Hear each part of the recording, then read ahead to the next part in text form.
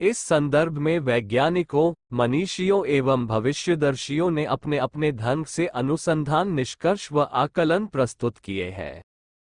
सुप्रसिद्ध विज्ञानवेत्ता क्रिस्टोफ काप्रा कहते हैं कि इतिहास बताता है कि नया जमाना आने के पूर्व हमेशा 2-3 दशक बड़े व्यापक उथल पुथल भरे रहते हैं, वैसे ही जैसे कि आज दिखाई दे रहे हैं। नई सभ्यता के अथवा नवयुग की आधारशिला रखे जाने के पूर्व ऐसी सांस्कृतिक प्रत्यावर्तन प्रक्रिया सदैव देखी जाती रही है।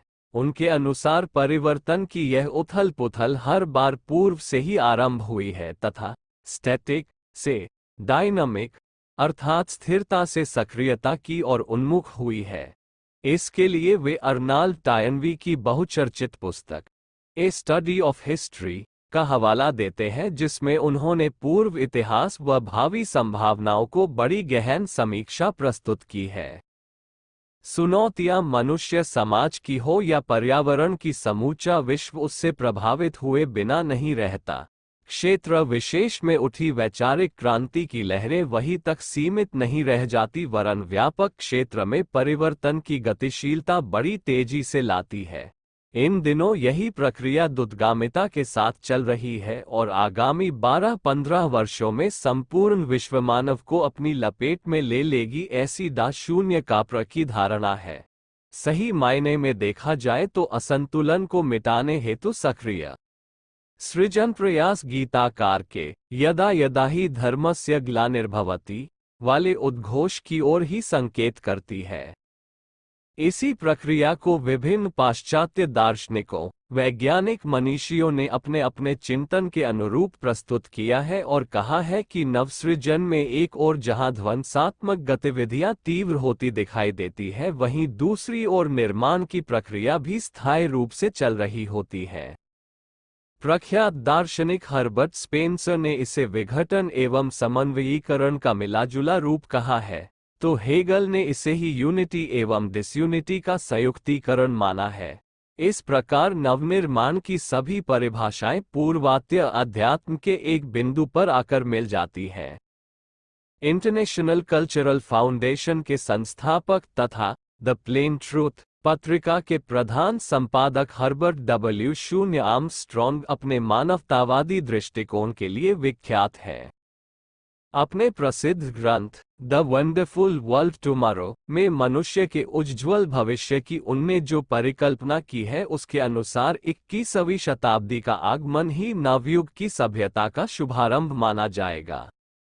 अशिक्षा, गरीबी और बेकारी की समस्याएं जो अभी मनुष्य की सबसे बड़ी समस्याओं में प्रमुख हैं, उनका समाधान खोज लिया जाएगा। आक्रामक एवं अपराधी प्रवृत्तियों को उभारने के स्थान पर मनुष्य स्नेह सद्भाव को जागृत कर दैवी गुणों से संपन्न बनने में ही अपनी शक्तियों का नियोजन करता हुआ दृष्टिगोचर होगा। तब अनीति, अनाचार एवं शोषण की आसुरी प्रवृत्तियां धरती पर से अपना पसारा समेटकर शून्य में विलीन हो जाएंगी। भाषाओं की भिन्नता के कारण मनुष्य को आज जिन समस्याओं का सामना करना पड़ रहा है, अगले ही दिनों वह मिटकर एक विश्व भाषा का रूप ग्रहण करेगी। इसे गॉडस लैंग्वेज के नाम से जाना जाएगा।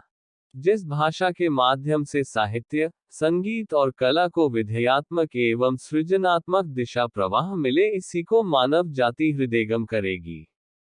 भविष्य विज्ञानियों का मत है कि वह समय अब अधिक दूर नहीं है जिसमें पृथ्वी की समूची सत्ता सूर्य में विलीन हो जाएगी, अर्थात मनुष्य सविता शक्ति से ओतप्रोत हो उत्कर्ष की ओर अग्रगामी होगा, क्योंकि यही वह प्रत्यक्ष सर्वव्यापी सत्ता है जिसका कार्य क्षेत्र समूचा विश्व ब्रह्मांड है। देवलोक की शक्तियों का पृथ्वी पर अवतरण इसी के माध्यम से होता है।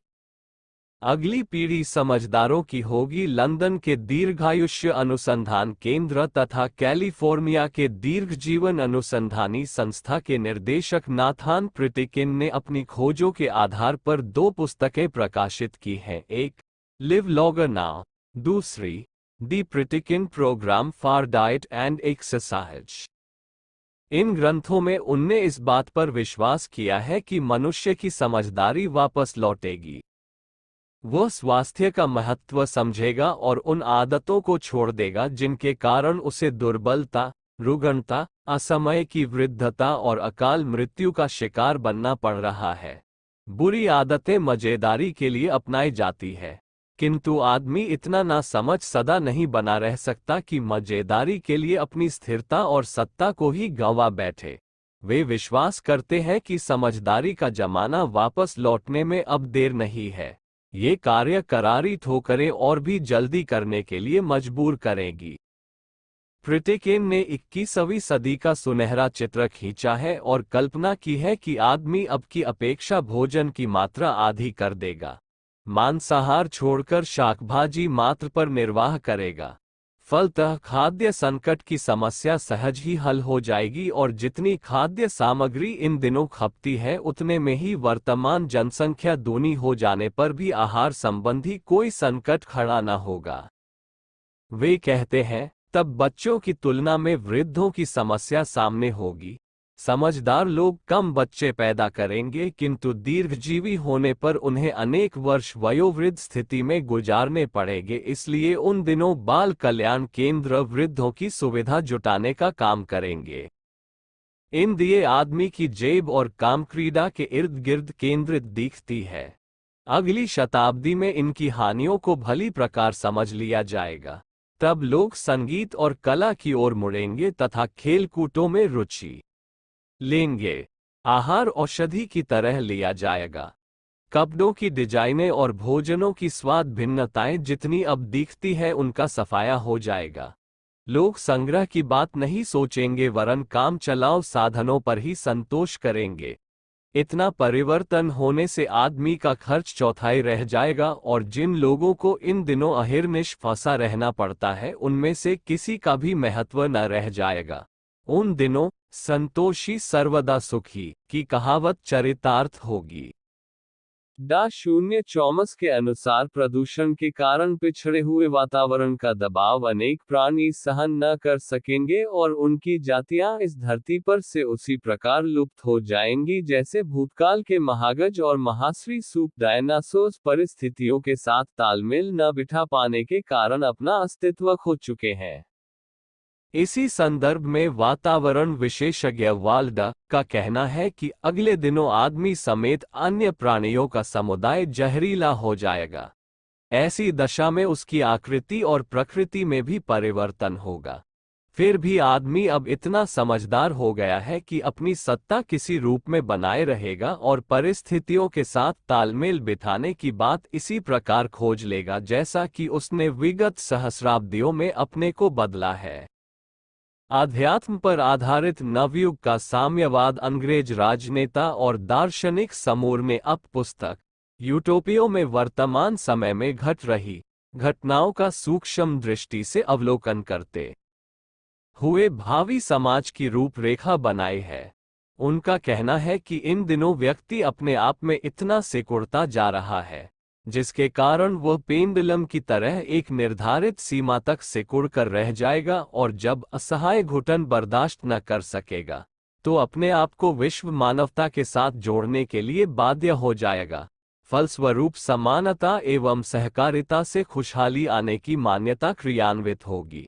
तब प्रत्येक क्रियाकलाप में सहकारिता की आधारभूत व्यवस्था बनेगी, क्योंकि इसके बिना मनुष्य के शरीर और बौद्धिक विकास तथा समाज को सुख बनाने की सुविकसित एवं सुनियोजित करने की कल्पना ही नहीं की जा सकती। इतालवी मुक्ति आंदोलन के एक सक्रिय कार्यकर्ता तोमयास काम्पानेला ने उज्ज्वल भविष्य के रूप में विकसित होने वाले समाज के स्वरूप का नाम सूर्यनगर रखा है। टॉमस मूर के यूटोपिया हिप्पो की तरह सूर्यनगर में शोषण, उत्पीड़न, स्वार्थपरता, संकीर्णता का कोई नामो निशान न रहने की संभावना व्यक्त करते हुए काम्पानेला कहते हैं, उस समय लोग सूर्य की तरह तेजस्विता ब्राह्मणत्व से युक्त होंगे, परस्पर समानता का भाव रखेंगे, शारीरिक एवं मानसिक क्षमता के अनुरूप शक्ति लगाने को सामाजिक एवं राष्ट्रीय दायित्व समझेंगे एवं खाली समय को मानसिक और शारीरिक विकास में लगाते रहेंगे। टॉमस मूर के यूरोपियाइयों की तरह वे उत्पादन तो भरपूर करेंगे, लेकिन स्वभावतया वो स्वयं ही जरूरत के अनुसार इसका उपयोग भी करेंगे। सूर्य भगवान की नियमितता का गुण अपनाते हुए शारीरिक एवं मानसिक श्रम से जी नहीं चुराएंगे। इन्हीं सूत्रों के आधार पर समूचा विश्व सूर्यनगर बन जाएगा। सिर्फ कथनी से ही नहीं, वरन कथनी को अपने आचरण में उतारने वाले फ्रांस में काल्पनिक समाजवाद की क्रांतिकारी धारा के प्रवर्तक जॉन मेले अपनी पुस्तक वसीयत में सार्वभौम एकता का समर्थन करते हुए भाषा, क्षेत्र, संप्रदाय, जाति, लिंग, प्रचलन की विविधता से उत्पन्न संकटों को स्पष्ट किया है।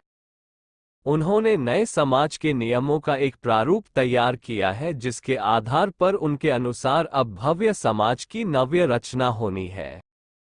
इसमें व्यक्तिगत उपयोग की वस्तुओं को छोड़कर शेष का उपयोग परहित में करने, अपने सुख के स्थान पर दूसरों को सुख देने, अधिकार के स्थान पर कर्तव्य का पालन करने एवं प्रतिभा और उम्र के अनुरूप लोकहित को बढ़ावा देने का प्रावधान है। इसमें पहली बार समाजवाद के एक मूलभूत सिद्धांत अर्थात हर व्यक्ति द्वारा अपनी योग्यता के अनुसार शक्ति भर काम करने की आवश्यकता एवं जरूरत भर लेने के अधिकार वो सुस्पष्ट रूप से परिभाषित किया गया है। फ्रांसीसी दार्शनिक गैब्रिएल बोबो देमाली ने एक ऐसे समाज की स्थापना की हिमायत की है जो प्रत्येक नागरिक को अधिकतम उल्लास और खुशहाली प्रदान कर सके।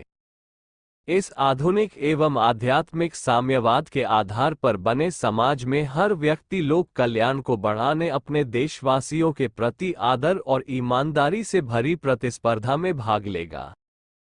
तब प्रतिभाओं को महत्ता न मिलकर उनके द्वारा लोकमंगल में किए गए कार्यों को प्राथमिकता एवं श्रेय दिया जाएगा। इसका परिणाम यह निकलेगा कि वैज्ञानिक, डॉक्टर, इंजीनियर, मनीषी, साहित्यकार, कलाकार जैसी प्रतिभाएं सार्वजनिक संपत्ति बनकर रहेंगी। वे अपनी विशेष योग्यता का विशेष मूल्य मांगने का दुस्साहस न करेगी, कारण कि उन्हें अधिक समय सुयोग्य बनाने में वर्तमान समाज एवं चिरकालीन संचित ज्ञान संपदा का ही तो भरपूर लाभ उन्हें मिला है। उन्हीं के सहचर ग्राख बाब्योव समाज के भावी स्वरूप की पुष्टि करते हुए कहते हैं कि समान लोगों के समाज की स्थापना होगी, जहां न कोई अमीर होगा और न गरीब, हर व्यक्ति लोकहित की खातिर अपनी योग्यता के अनुरूप शक्ति भर काम करेगा। उन्होंने ये तर्क भी दिया कि चाहे मनुष्य कोई भी काम करे, उसका पेट जितना बड़ा है उससे बड़ा तो होगा नहीं ही वासना, तृष्णा, अहंता को पोषण देने वाले लोभ, मोह, अहंकार सुरसा की तरह अपना आकार बढ़ा सकते हैं, जिसका न कोई आदि है न अंत। किंतु तब मनुष्य इनसे उत्पन्न होने वाली हानि को देखकर समान श्रम, शिक्षा, कला, सहयोग, सहकार, परमार्थ आदि की महती आवश्यकता को अनुभव करेंगे। 19वीं शताब्दी के महान मनीषी रूस के अफनाएव वैज्ञानिक कम्युनिज्म के मूल सिद्धांत पुस्तक में सेंट साइमन दे रूगरुआ के व्यक्तित्व एवं कर्तृत्व का उदाहरण देते हुए लिखते हैं कि उन्होंने मानव जाति के लिए भविष्य में एक वास्तविक स्वर्ण युग की कल्पना की है, जिसमें शोषण, उत्पीड़न, अहिंसा, अत्याचार, अनाचार का सदा सदा के लिए अंत हो जाएगा और लोग प्रकृति का संतुलन बनाते हुए उसका अपने लाभार्थ उपयोग करने के लिए एक होकर प्रयासरत होंगे। सेठ साइमन ने संगठित और सचेत ढंग से संचालित भावी समाज की जो रूपरेखा प्रस्तुत की है, उसमें उन्होंने मनुष्य तथा उसकी आवश्यकताओं और योग्यताओं को प्रमुख स्थान दिया है। उनके विचार में वह सामाजिक प्रणाली सबसे अच्छी है जो संपूर्ण मानव जाति को सुखद और शांतिमय जीवन प्रदान करती हो और उसकी बुनियादी आवश्यकताओं की पूर्ति तथा भारी उपयोगी योग्यताओं के विकास के उद्देश्य से अधिक सुअवसरों की व्यवस्था करती हो। वह यह मानते थे कि समूची मानव जाति के एक होने अपने को छोटे परिकर तक न सीमित रखकर विश्व मानव मानने और संयुक्त प्रयास के साथ नवसृजन के निमित्त मानव की क्षमताओं को पूर्ण रूप से उजागर एवं विकसित करने की वचनबद्धता ही भावी समाज के नव्य संगठन का सबसे महत्वपूर्ण आधार होगा। उन्होंने विश्व परिवार की भी परिकल्पना की है, जिसे संघ का नाम दिया, जो सारे सामाजिक और राष्ट्रीय विरोधों का उन्मूलन करके शांति और संपूर्ण मानव जाति की निरंतर प्रगति सुनिश्चित बनाएगा। उनका विश्वास था कि समय और समाज का विकास विचारों पर, विश्व दृष्टिकोण पर आधारित होता है, और यही आने वाले नवयुग का मूल मंत्र होगा, ऐसा वे मानते हैं। धनी व्यापारी के पुत्र होने के बाद भी मजदूरी एवं गरीबी स्वयं ओढ़ने वाले फ्रांसीसी समाजवादी प्रानमुआ मशाल फुरिये की भी भविष्य दृष्टा के समकक्ष मान्यता है। उन्होंने नया समाज बनाने को लक्ष्य रखकर एक ऐसे शांतिपूर्ण तरीके का समर्थन किया है जिसमें भौतिक ललक लिप्सा को गौण समझा गया हो एवं परमार्थ में मिलने वाले सुख को मुख्य नगर और देहात के बीच अंतर मिटाने की भी बात उन्होंने कही है। जब हर व्यक्ति शहरों के चकाचौंध के साथ रहने वाली उदासीनता, अन्यमनस्कता, स्वार्थांधता, प्रदूषण, अत्याचार से इतना उबा होगा कि वह पुनः छोटे से आदर्श ग्राम में रहना पसंद करेगा। इस तरह बड़े बड़े शहरों की संस्कृति बिखरकर छोटे कस्बों में आएगी, जहां व्यक्ति की संकीर्णता वसुधैव कुटुंबकम के रूप में परिवर्तित होकर मुक्त गगन में श्वास लेगी। चेतना के स्तर पर हो रही परिवर्तन प्रक्रिया। कैलिफोर्निया के जेम्स डब्ल्यू न्यूमैन की गणना अमेरिका के मूर्धन्य मनोविज्ञानियों एवं दार्शनिकों में होती है। वह थॉमस जेफरसन रिसर्च सेंटर के संचालक है और साइको एंडोक्राइन रिसर्च फाउंडेशन के संस्थापक भी। उनने मनुष्य के चिंतन, चरित्र और व्यवहार पर बड़ी गहनता से अध्ययन किया है और इस मध्य कई शोधपत्र भी प्रकाशित किए हैं।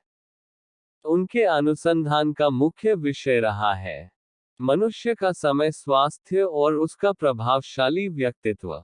इस क्षेत्र में कार्य कर उनने महत्वपूर्ण उपलब्धियां हस्तगत की। उनके प्रशंसनीय कार्य एवं इस क्षेत्र में लंबे अनुभव को ध्यान में रखते हुए लॉस एंजल्स में पिछले दिनों the board of J0W Newman corporation की स्थापना की गई, जिसके वे इन दिनों अध्यक्ष हैं। इस संस्थान का मुख्य उद्देश्य मनुष्य के भावी जीवन को सुखद संभावनाओं से परिपूरित कैसे किया जाए, ये पता लगाना। अनेक संस्थानों में कार्य करते हुए अपने दीर्घकालीन अनुभव के आधार पर न्यूमैन ने रिलीज योर ब्रैक्स नामक एक महत्वपूर्ण पुस्तक लिखी है, जिसका सार यदि एक वाक्य में कहना हो तो ये कहा जा सकता है कि हमारी वर्तमान की विचारणा भविष्य का निर्धारण करती है, अर्थात आज जो कुछ हम सोचते और करते हैं, हमारा कल का भविष्य इसी रूप में सामने आता है। इस प्रकार न्यूमैन ने अपनी उक्त पुस्तक में परोक्ष रूप से यही कहने का प्रयास किया है कि यदि हमें आगामी सदी को उज्जवल भविष्य के रूप में देखना है तो हमारे क्रियाकलापों और चिंतन में तदनुरूप उत्कृष्टता आनी ही चाहिए। इससे कम में उसकी आशा नहीं की जा सकती, जिसकी सुखद संभावना हम इन दिनों संजोए हुए हैं। उक्त पुस्तक के अंतिम अध्याय you are changing the world में उनने लिखा है कि निकट भविष्य में संसार में एक विशिष्ट प्रकार का चिंतन परक परिवर्तन आएगा। लोगों में भविष्य के प्रति जागरूकता की प्रवृत्तियों को विकसित होते देखकर उसे इस तथ्य की पुष्टि भी की है।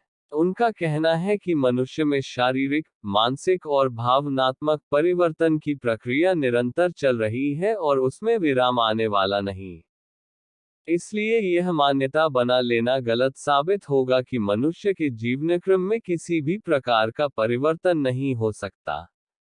शारीरिक परिवर्तन की पुष्टि के लिए शरीर शास्त्र का प्रमाण प्रस्तुत किया जा सकता है, जिसके अनुसार हर 6 माह बाद मनुष्य की कायिक संरचना में बहुत कुछ परिवर्तन देखने को मिलता है। शारीरिक संरचना में ही नहीं वरन क्रियाकलापों में भी एक विशेष प्रकार का परिवर्तन स्पष्ट दृष्टिगोचर होने लगता है। जो हम कल थे वह आज नहीं है, इसकी अनुभूति दिन और रात की तरह स्पष्ट होने लगती है। दिन प्रतिदिन का चिंतन, चरित्र और व्यवहार की व्यक्ति के समग्र व्यक्तित्व की आधारशिला रखता है। वस्तुतः सृष्टि के आरंभ से ही मानव हृदय की एक ही जिज्ञासा रही है कि वह वर्तमान की अपेक्षा भविष्य को अधिक उज्जवल देखना चाहता है, तदनुरूप प्रयत्नशीलता का परिचय भी देता चला आया है। मानवीय प्रयास, क्रिया और विचारण का मिला जुला स्वरूप ही भविष्य की संरचना करता है।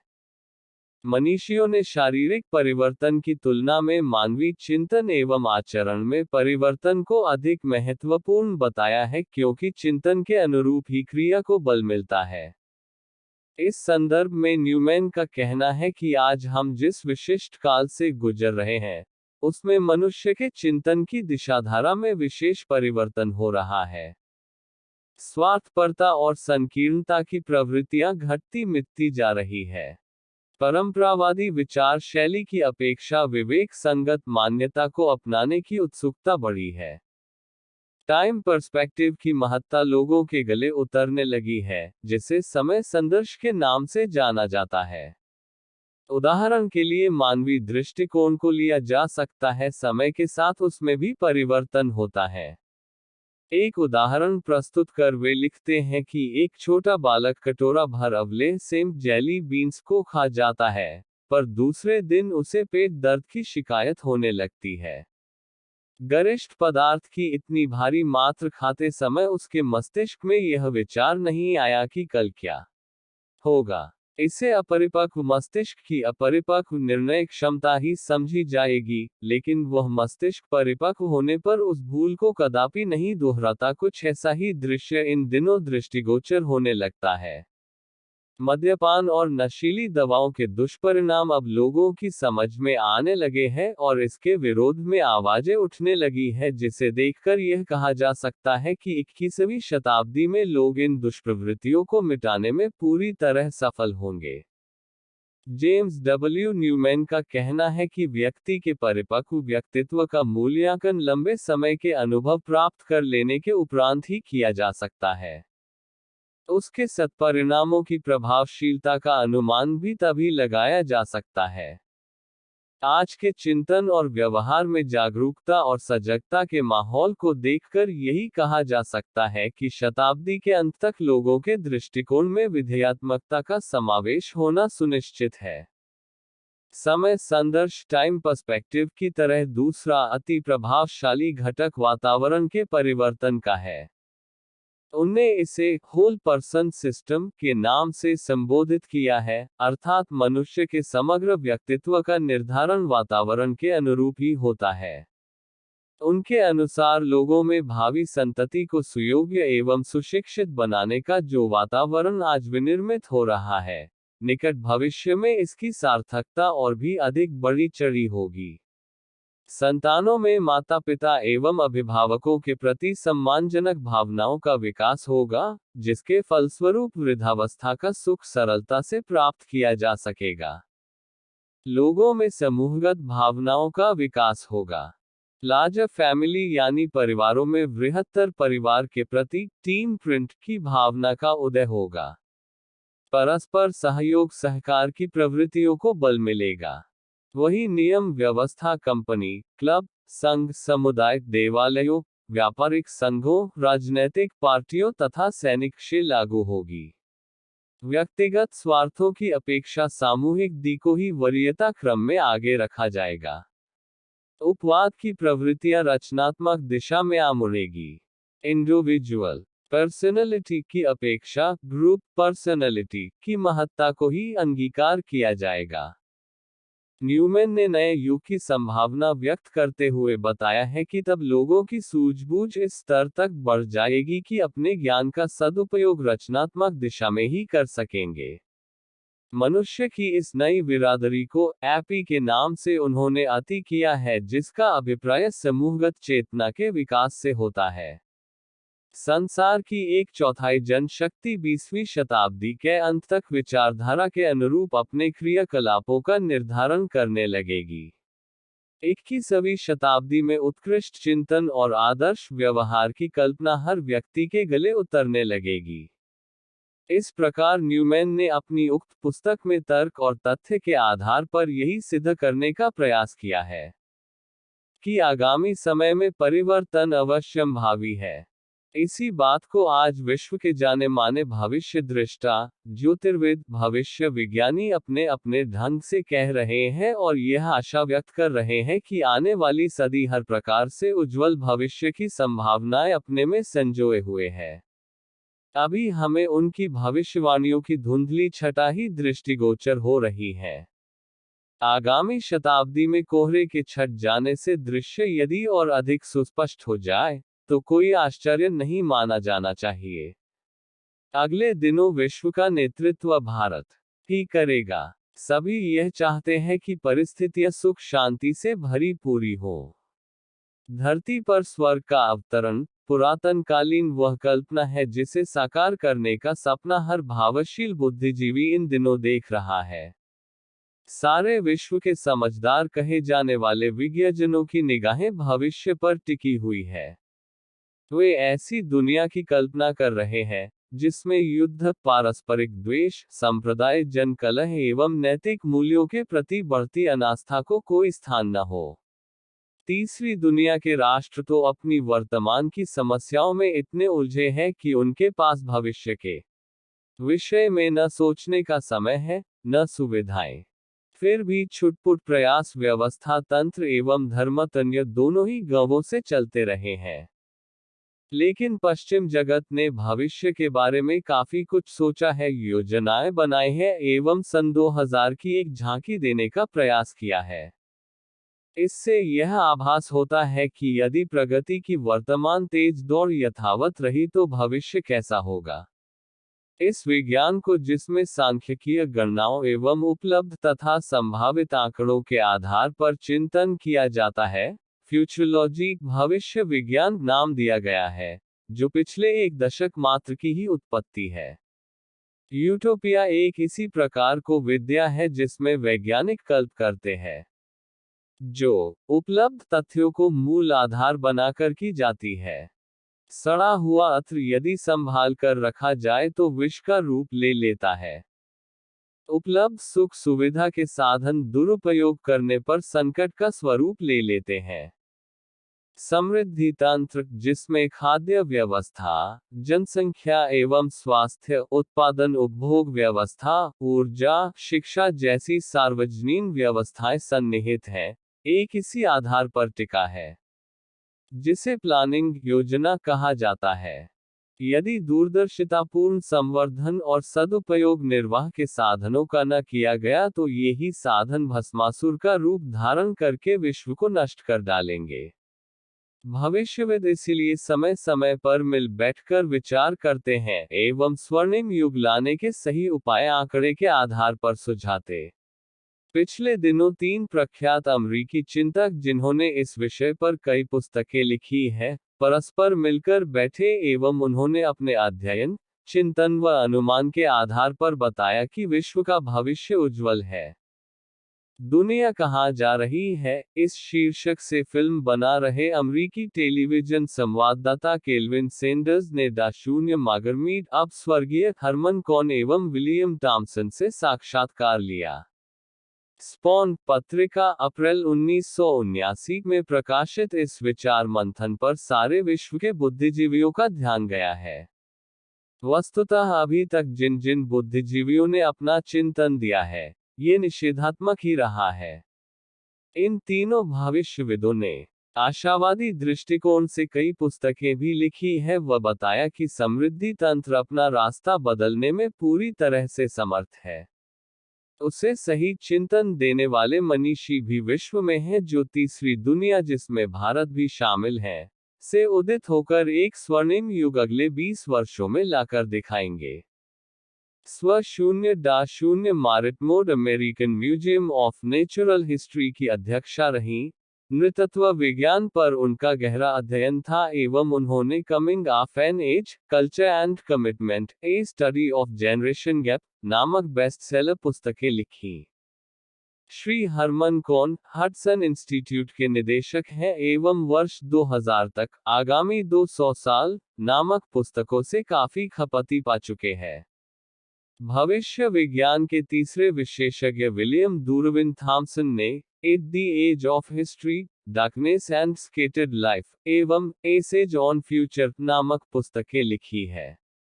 उन्होंने प्रमुख दार्शनिकों, बुद्धिजीवियों, कलाकारों तथा वैज्ञानिकों की एक मिली-जुली संस्था बनाई है जिसका उद्देश्य है आगामी भूमंडलीय संस्कृति का अध्ययन एवं सुनियोजित निर्धारण। डॉक्टर शून्य मार्गरेट मीड के अनुसार यद्यपि आधुनिक जगत को संस्कृति, जाति, लिंग, पीढ़ियों एवं धर्ममतों की विभिन्नताओं एवं उनमें बढ़ रहे तनावों का सामना करना पड़ रहा है, तथापि विकेंद्रीकृत औद्योगिकरण का एक स्वरूप एवं सार्वभौम विश्व संस्कृति का एक मंच अगले दिनों तीसरी दुनिया से उभर कर आने वाला है जो पाश्चात्य जगत का भी मार्गदर्शन करेगा। उनके अनुसार भविष्य कोई ऐसी चीज नहीं है जो अस्तित्व में न आ चुकी हो। वस्तुतः 21वीं शताब्दी में प्रवेश कर जो पीढ़ी भविष्य का फैसला करेगी वह आज जन्म ले चुकी है। इसी कारण हमारी आज की योजनाओं, हमारे चिंतन व्यवस्था संबंधी सुझावों का एक सुनिश्चित प्रभाव इस पीढ़ी पर पड़ ही रहा है। इसे हम रोक नहीं सकते। अगली पीढ़ी अमरीको ग्लैमर की नकलची नहीं होगी, अपितु वह इन दबावों तथा तनाव के मध्य से गुजरकर तपकर विकेंद्रीकरण एवं प्राकृतिक जीवन व्यवहार को ही अपना आदर्श बनाएगी। डॉक्टर शून्य होमेन कौन पिछले दिनों भारत की यात्रा कर चुके हैं। उनका कहना था कि भारत के 20% व्यक्ति आधुनिक खंड में हैं जो तेजी से प्रगति कर रहे हैं, 40% अर्ध आधुनिक खंड में है जहां रबर टायर युक्त बैलगाड़ियां प्रयुक्त होती हैं एवं कस्बों में छोटे छोटे उद्योग हैं, शेष 40% प्रगति की दिशा में अग्रसर है। यह एक अच्छा लक्षण है। जब इस देश की तुलना औद्योगिकरण की दृष्टि से प्रगतिशील देशों से की जाती है तो निष्कर्ष यही निकलता है कि भारत जैसे अर्धौद्योगिकृत राष्ट्र का भविष्य उज्जवल है। संसाधनों की उपलब्धि की अब चरम सीमा है।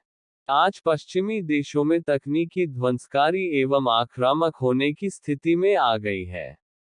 वास्तव में आज दुनिया की आबादी को बड़ी तकनीक से बनाई गई ज्यादा तादाद में चीजों की जरूरत नहीं है। जरूरत है कि ज्यादा से ज्यादा तादाद में व्यक्ति वस्तुओं का निर्माण करें ताकि अधिक से अधिक लोगों के लिए जीविकोपार्जन के साधन जुटाए जा सकें।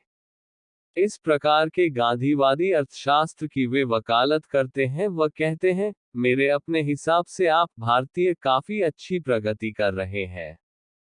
हरमन कौन के अनुसार तीसरी दुनिया का अर्ध विकसित एवं विकासशील देश अपराध यह है कि वह अपनी समस्याओं के द्वारा चीजों को न देखकर पाश्चात्य जिंदगी की लगभग नकल कर रहा है। उसके लिए पश्चिमी दुनिया के मूल्य ही सर्वोच्च मूल्य है, पर स्थिति बदलेगी। विश्व के 30% गरीब क्षेत्रों में इतनी प्रगति हो जाएगी जो कि रोमन साम्राज्य के सर्वश्रेष्ठ काल के निवासियों की थी।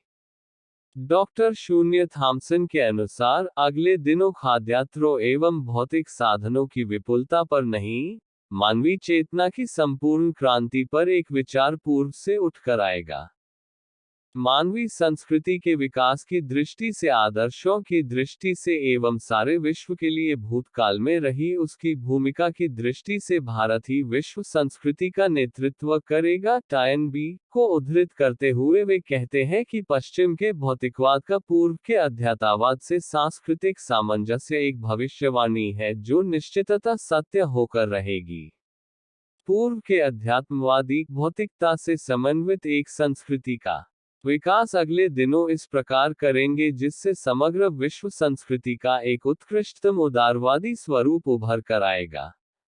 इसे वे पैथागोरियन सिंथेसिस नाम से संबोधित करते हैं।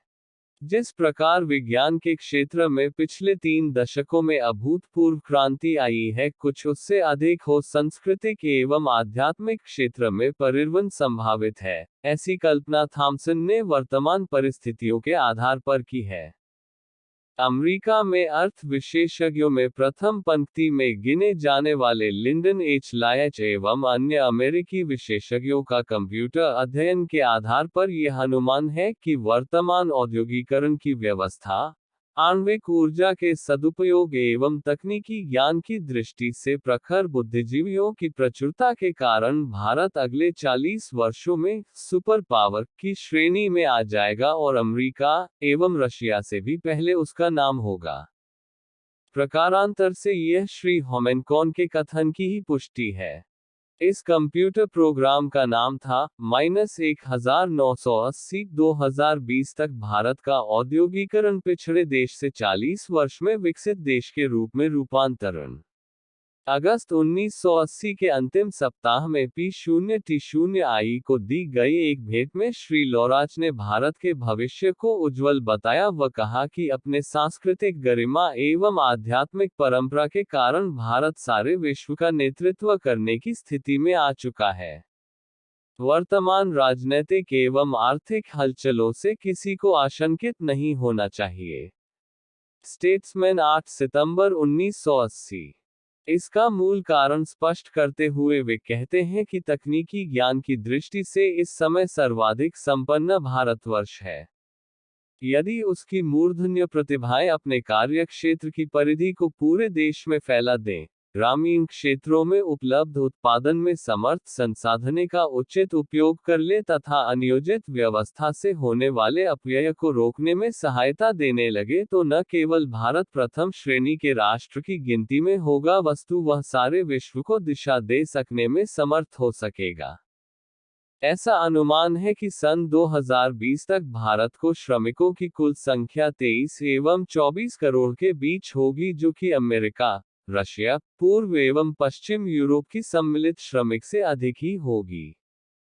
यदि उपलब्ध भूमि उपजाऊ का उत्तर प्रतिशत भी सिंचित कर दिया गया तो अत्र का उत्पादन 1 खरब टन प्रति वर्ष के लगभग जा पहुंचेगा। यदि यह हो जाता है तो भारत सारे विश्व को अन्न देने की स्थिति में होगा। ये सारी कंप्यूटर स्टडी एक आशावादी स्वरूप प्रस्तुत करती है, पर यह सब तभी संभव है जब उन सावधानियों पर भी ध्यान दिया जाए जिस पर इन अर्थशास्त्रियों ने मात्र इशारा किया है। वे है बढ़ती जनसंख्या पर समुचित नियंत्रण, संसाधनों के दोहन के औचित्य अनवित्य पर विचारपूर्ण विलन, एक बहुत बड़ी आबादी के लिए साक्षरता की व्यवस्था का निर्धारण एवं एक सुनियोजित तकनीकी बुद्धिजीवी समुदाय के उचित उपयोग की व्यवस्था का निर्माण। मनुष्य गलती करता है, पर भूल सुधारना भी उसकी एक सहज प्रवृत्ति है। अगले दिनों भूल समझने व सुधारने का ही अभियान चलेगा।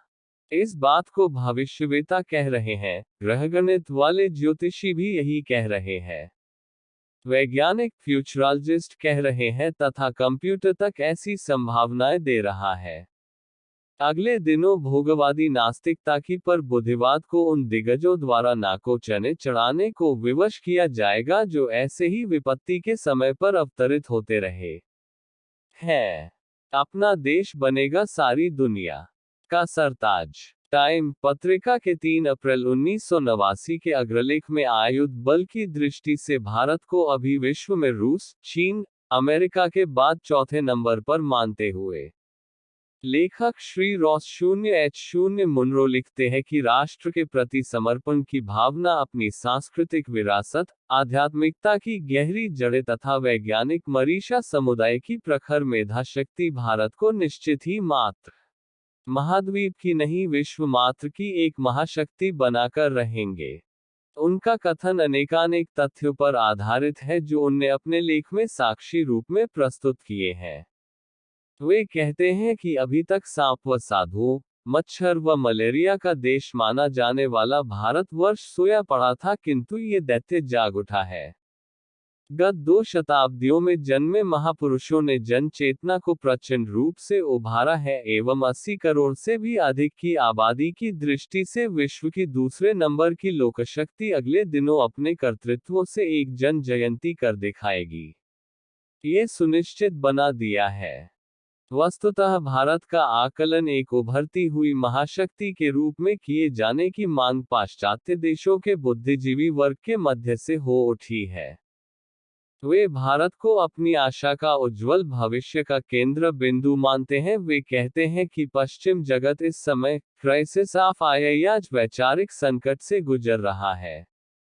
नैतिक मूल्यों पर अनास्था ने एक ऐसी वैचित्रपूर्ण स्थिति उत्पन्न कर दी है कि वे अब आगे क्या किया जाए, क्या ना किया जाए, इस असमंजस की स्थिति में स्वयं को पाते हैं। इसका विवरण अपनी पुस्तक द टर्निंग पॉइंट में देते हुए डॉक्टर शून्य फ्रिट्जाफ कापरा कहते हैं कि जब तक पूर्व से मार्गदर्शन लेकर बुद्धिजीवी एवं वैज्ञानिक स्वयं को मकड़ी के जाल से नहीं निकालते, तब तक सारे समाज में व्यापक चिंतन आ ही नहीं सकता। हमारे सांस्कृतिक संकट कल्चरल क्राइसिस का मूल कारण यह है कि अग्रगामियों के पास नेतृत्व करने वालों के पास बदलते युग के साथ न तो समस्याओं के समाधान है न कोई विकल्प है। वे कहते हैं कि सारी मानव जाति इस समय उतरते हुए ज्वार चढ़ते हुए भाटे के समान एक ऐसे बिंदु पर खड़ी है जहां भविष्य का निर्धारण होना है। बदलाव के इस बिंदु को चीनी संस्कृति में बायनजी नाम से संबोधित किया जाता है। इसका अर्थ होता है खतरों से भी विभीषिका एवं बदलाव के अवसर उत्पन्न होने की परिस्थितियां। इस प्रकार प्रकारांतर से युग संधि की तमिश्र एवं नवयुग के अरुणोदय का अभिनव सम्मिश्रण इस शब्द में है। डॉक्टर शून्य कापरा कहते हैं कि पाश्चात्य समाजविद अब मान चुके हैं कि सारा विश्व इन दिनों परिवर्तन की संधिवेला से गुजर रहा है। पूर्वार्ध के रूप में मनोरोगों की बढ़ोतरी, युद्धोन्माद की स्थिति, बढ़ता आतंकवाद, सामाजिक विघटन हमारे सम्मुख है, किंतु उत्तरार्ध के रूप में शांति को संकल्पित भावी महामानवों की पीढ़ी यह आश्वासन दिलाती है कि जो कुछ अभी दिखाई दे रहा है वह क्षणिक है। परिवर्तन की गतिशीलता ये बताती है कि 21वीं सदी उज्ज्वल भविष्य लेकर आ रही है, वह उसमें भारत की प्रमुख भूमिका होगी। जो डॉक्टर शून्य कापरा के चिंतन के मूल में निहित परोक्ष प्रेरणा को समझेंगे, वे इनके इस कथन पर अविश्वास नहीं करेंगे। भारत का भविष्य क्या है? यदि इस विषय पर विचार किया जाए तो पता चलेगा कि भिन्न भिन्न विचारकों, समाजशास्त्रियों, अर्धवक्ताओं, मौसम विज्ञानियों, भविष्यवक्ताओं एवं अंतर्दृष्टाओं ने अपने अपने ढंग से इसी एक तथ्य को भिन्न भिन्न रूप में रखने का प्रयास किया है कि वर्तमान के संकटकालीन दौर के आधार पर भारत का भविष्य नहीं आंका जाना चाहिए, वरन ऐसा कुछ निष्कर्ष निकालने से पूर्व उसके आध्यात्मिक विरासत और प्राचीन इतिहास को भी ध्यान में रखा जाना चाहिए। वे कहते हैं कि कई बार आंखें जो कुछ देखती हैं वह सच जान पड़ने पर भी सत्य नहीं होता। इसका कारण उस सूक्ष्म दृष्टि का अभाव है जो सत्य और तथ्य को पहचान सके। भारत के संदर्भ में तथ्यान्वेषियों के इस तर्क में काफी बल है। निश्चय ही अपना देश इन दिनों कठिन दौर से गुजर रहा है एवं आंतरिक विद्वेषों, अंतर्विग्रहों में इस कदर उलझा हुआ है जिसे देखते हुए दृश्य रूप में तो ऐसा लगता नहीं कि वह कभी आगामी समय में जल्द ही उनसे उबर कर ऊपर उठ सकेगा, पर इस बात को भी झुठलाया नहीं जा सकता कि घनघोर घटाटोप के आए बिना भी शरीर को झुलसा देने वाली गर्मी से राहत पाई जा सकती है। सुख से पहले डैक और सफलता से पूर्व विफलता का आना सुनिश्चित है, इतने पर भी यह स्थिर मान्यता नहीं बना ली जानी चाहिए कि यह स्थायी स्थिति है, वरन सोचा ये जाना चाहिए कि अब उत्कर्ष का समय निकट आने वाला है। प्रसव पीड़ा को देखकर यदि कोई यह अनुमान लगा बैठे कि यह तो ऐसी व्यथा जान पड़ती है जिसका शायद समाधान तुरंत ऑपरेशन ही हो, तो उसकी बुद्धि पर तरस ही आएगा। भारत के भविष्य को वर्तमान के आधार पर कोसने वाले लोगों की बुद्धि और चेतनात्मक स्तर को इससे ऊंचा नहीं माना जाना चाहिए। दूसरी ओर ऐसे सूक्ष्म दृष्टाओं की भी कमी नहीं, जिनने भविष्य के गर्भ में परिपाक हो पड़े सूक्ष्म घटनाक्रमों को समय से पूर्व देखकर उसके उज्ज्वल भविष्य की भविष्यवाणी की है।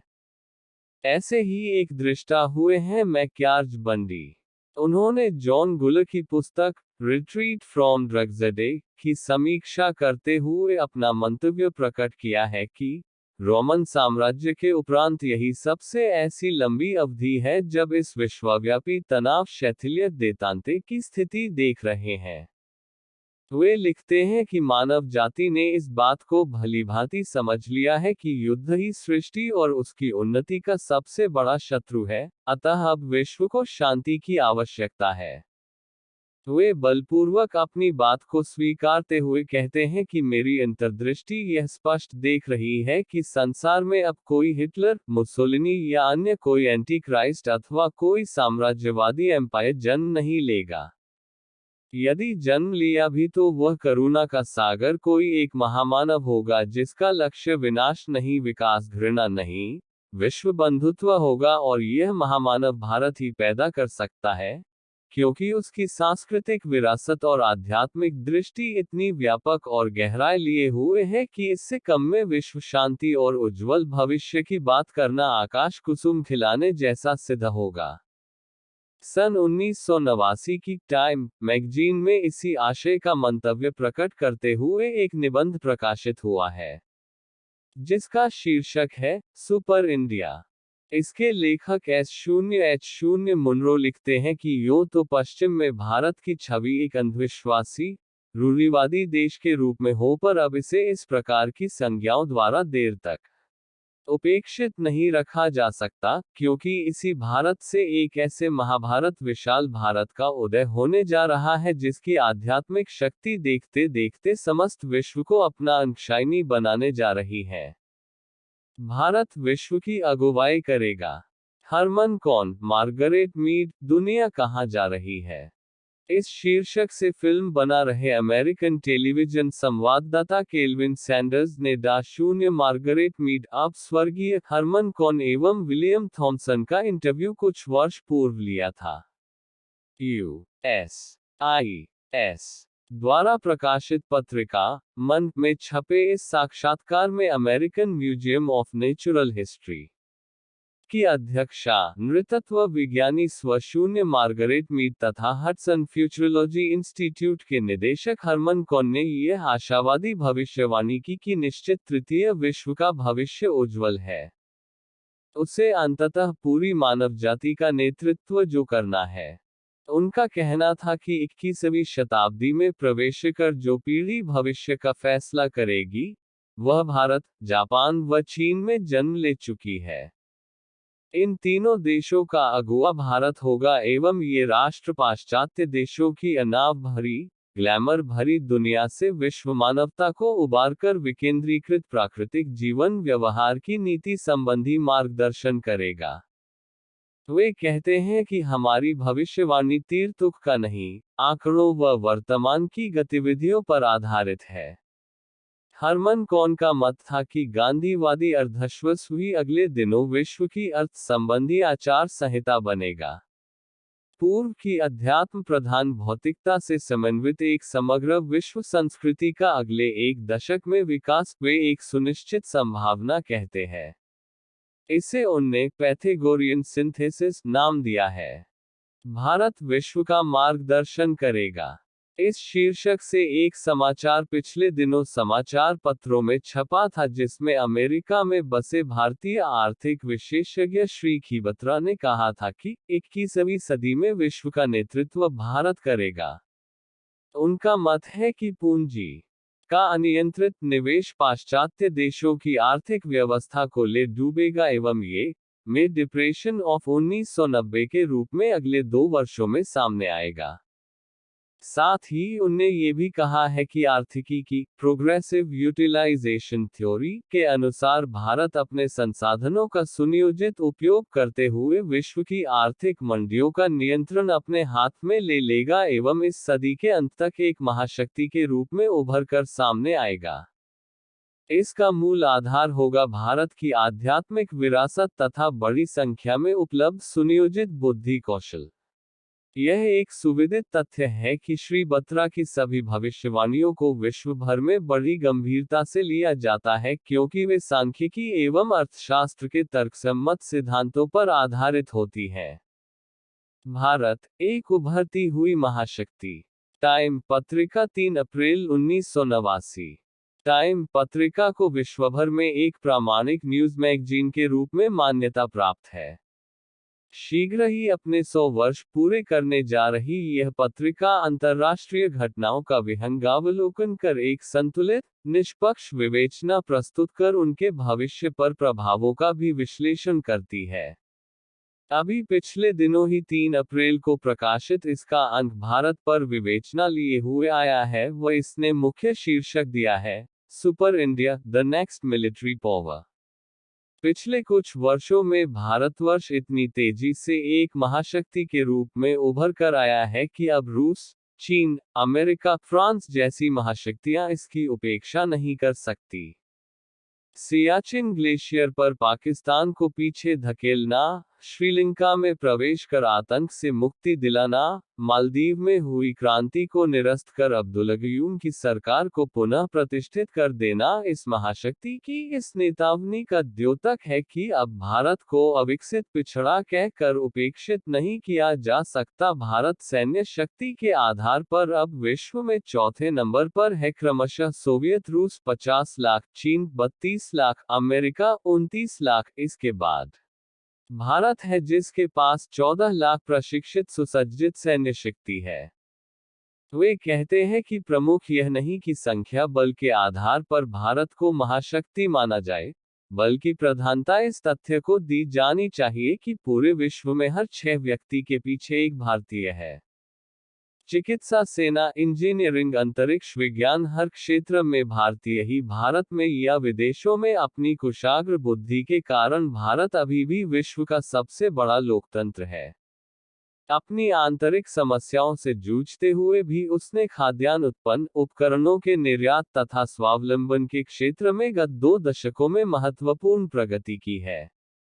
विश्व शांति के लिए पहल करने वाली यही एक महाशक्ति है, जो अन्यान्य शक्तियों में टकराव को रोके हुए है। पश्चिम में तो भारत की एक ही छवि है, अंधविश्वासों से, रूढ़ियों से भरा, दिच-पिच, समस्याग्रस्त भारत। किंतु अपनी कवर स्टोरी में श्री मुनरो लिखते हैं कि इस भारत के अंदर से एक और महाशक्ति उभर रही है जो क्रमशः समस्याओं से जूझती हुई अपनी आध्यात्मिक विरासत एवं कुशाम बुद्धिबल के सहारे यदि अगले दिनों विश्व का नेतृत्व करने वाली शक्ति बन जाए तो किसी को आश्चर्य नहीं करना चाहिए। इसे देवी चेतना का महाकाल का प्रवाह ही कहना चाहिए जो ये युगांतरकारी परिवर्तन ला रहा है एवं संगठित जनशक्ति के सहारे 2000 वर्ष की गुलामी से आजाद होने के बाद अब पुनः भारतवर्ष को महाशक्ति का रूप दे रहा है, जो 21वीं सदी में प्रमुख शक्ति का रूप ले लेगा। अमेरिका के रक्षा मंत्री जॉन टॉवर ने पिछले दिनों एसोसिएटेड प्रेस के हवाले से अमेरिकन सीनेट के समक्ष दिए गए वक्तव्य में कहा कि बहुत शीघ्र हम भारत को एक सुपर पावर के रूप में उभरते देखेंगे। पूर्व के 3 राष्ट्र भारत, चीन, जापान की प्रौद्योगिकी व कला कौशल के विकास की गति पर प्रकाश डालते हुए उन्होंने कहा कि हमें कोई आश्चर्य नहीं होना चाहिए ये जानकर कि 21वीं सदी में ये तीनों राष्ट्र समग्र विश्व का नियंत्रण करने लगेंगे एवं सृजन प्रयोजनों में निरत होने की प्रेरणा देंगे। उन्होंने कहा कि कल तक जो भूभाग उपनिवेश थे, वे अपनी सांस्कृतिक विरासत के कारण महाशक्ति के रूप में उभर रहे हैं एवं उनमें भी भारत का शीर्ष स्थान होगा। उन्होंने ये भी स्वीकार किया कि उनके अपने राष्ट्र के विकसित होने का मूल कारण भी अमेरिका में जा बसे भारतीय व जापानी वैज्ञानिक तथा उद्योगपति हैं जिनका मुकाबला पाश्चात्य स्किल नहीं कर सकती। अमेरिका के आर्थिकी विशेषज्ञ एवं कंप्यूटर के आधार पर सही सार्थक भविष्यवाणी करने वालों में प्रमुख लिंडन H0 लारॉय का मत है कि भारत अन्य साधनों की दृष्टि से तो समृद्ध है ही, अपने प्रखर प्रतिभाशाली युवा बुद्धिजीवियों के कारण वह सांस्कृतिक, आर्थिक एवं भौतिक सभी क्षेत्रों में सुपर पावर बनकर ही रहेगा।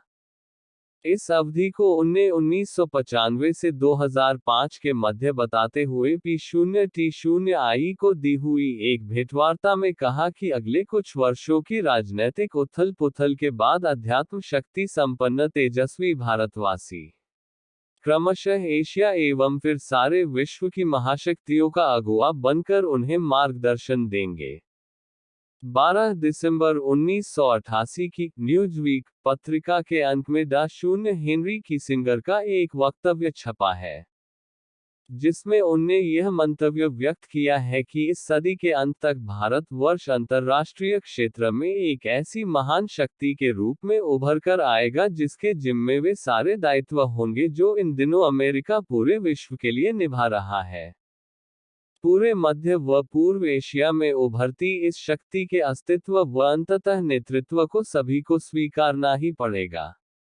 वे कहते हैं कि इन दिनों भले ही भारत व अमेरिका में मतभेद नजर आता हो, पर अंततः ये दोनों महाशक्तियां मिलकर सृजन प्रयोजनों में तत्पर होंगी।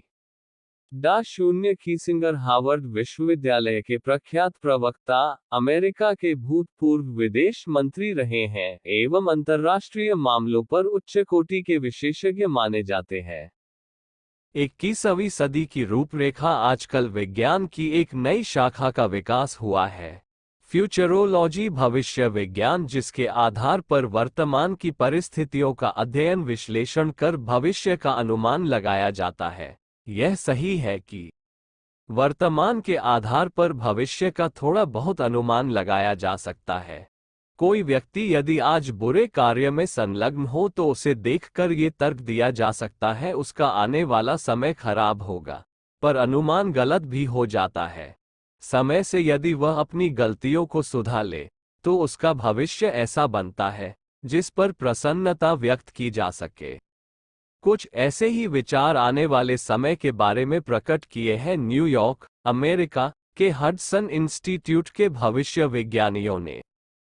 इंस्टीट्यूट के निदेशक हरमन कान्हा अपने सहयोगी एंथनी विनर के साथ कृषि एवं खाद्य संकट के समाधान के रूप में लिखते हैं कि सन 2000 के पहले वाली शताब्दी में मनुष्य अपनी गलतियों को समझ जाएगा और सुधारने के लिए तेजी से प्रयास करेगा। इसके अंतर्गत लोगों की रुचि औद्योगिक उत्पादन की अपेक्षा खेती करने एवं वृक्षारोपण करने की होगी। वृक्ष को खाद, पानी एवं सुरक्षा देकर बड़ा करना लोग अपना व्यक्तिगत दायित्व मानेंगे। इसी को धार्मिक व्यक्ति पुण्य परमार्थ मानेंगे और रिद्धि सिद्धियों से संपन्न होने की यही कसौटी मानी जाएगी कि कौन कितना विश्व वसुधा को संतुलित करने एवं विनाश से बचाने के लिए प्रयासरत रहा।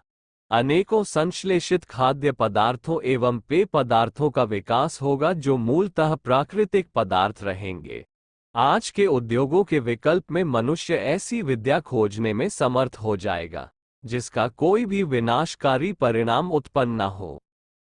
वे ऊर्जा संकट के बारे में लिखते हैं कि जीवाश्म ईंधन स्रोत, कोयला, पेट्रोल, डीजल समाप्त होने के पहले मानव जाति सूर्य एवं भूतापीय शक्ति को ऊर्जा स्रोत के रूप में बदल देने में समर्थ हो जाएगी और यह ऊर्जा प्राप्ति का सरल एवं सीधा माध्यम बनेगा। सच्चे अर्थों में भौतिक क्षेत्र में उपलब्धि का केंद्र सूर्य ही होगा। अणु परमाणु का उपयोग वैज्ञानिक वर्ग विनाश के लिए नहीं अपितु विकास कार्यों में करेंगे जिसका केंद्र बिंदु होगा न्यूक्लियर शक्ति का शांतिपूर्वक उपयोग। ऊर्जा का उत्पादन मनुष्य शरीर के जैविक विकास के संबंध में उनकी मान्यता है कि मानव समाज धीरे धीरे एक नई प्रजाति की ओर बढ़ रहा है जो सन 2001 तक अपने चमत्कारी रूप में सामने आएगा। वंशानुक्रम के परिवर्तन को लोग आश्चर्य की दृष्टि से देखेंगे, जिसकी रुचि भौतिकवाद की ओर न होकर अध्यात्म की ओर होगी। स्वस्थ रहने के नए तरीके, वजन घटाने के लिए प्राकृतिक माध्यम, स्वप्नों का सदुपयोग, मनुष्य के अंग अवयवों का प्रतिरूप जो संकट में काम आ सके तथा वैचारिक आदान प्रदान का मस्तिष्कीय तरंगों द्वारा प्रयोग, जिससे लोग अध्यात्म की ओर रुचि रखने लगेंगे। जनसंख्या अभिवृद्धि को रोकने के लिए समय नियम से जन्म दर को रोकने की नई एवं प्राचीन विद्या के प्रति विश्वास उत्पन्न होगा। समूचा विश्व एक परिवार के रूप में विकसित होगा तब अपराधियों की संख्या स्वयं ही कम हो जाएगी। भातृभावना जन जन के मनों को आंदोलित करेगी और बाध्य करेगी कि वह न अनीति बरते और न ही इसे समर्थन दे। ब्राह्मणत्व पुनर्जीवित होगा, उसका एक ही आधार रहेगा कि किसने अपनी आवश्यकता को कम किया और कम साधनों में निर्वाह किया। सभी राष्ट्र एक होकर जल एवं वायु प्रदूषण के लिए सामूहिक उपचार की बात सोचेंगे, क्योंकि इन दोनों का प्रदूषण किसी न किसी रूप में समूचे विश्व को प्रभावित करेगा। इस प्रकार भौगोलिक सीमा बंधन न रहेगा और सभी राष्ट्र अपनी अपनी समस्याओं का एक साथ मिल बैठकर समाधान सोचेंगे, तब एक विश्व एवं उसकी एक व्यवस्था की कल्पना साकार हो जाएगी। यह वही समय होगा जिसे भविष्य वक्ताओं ने 21वीं सदी बनाम उज्ज्वल भविष्य का संबोधन दिया है।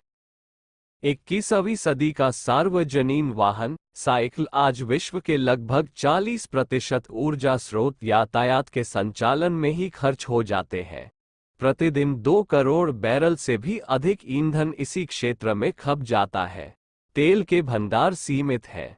यदि ईंधन की खपत इसी तरह बढ़ती रही तो अगले दिनों ऊर्जा के प्राकृतिक स्रोत तो समाप्त होंगे ही, साथ ही ईंधन से चलने वाले द्रुतगामी वाहन भी उपयुक्त आवश्यकता न जुटा पाने और प्रदूषण फैलाने के कारण बेमौत मरेंगे। ऐसी दशा में यातायात का सर्वोपयोगी वाहन साइकिल ही रह जाएगा, ऐसा विशेषज्ञों का मत है।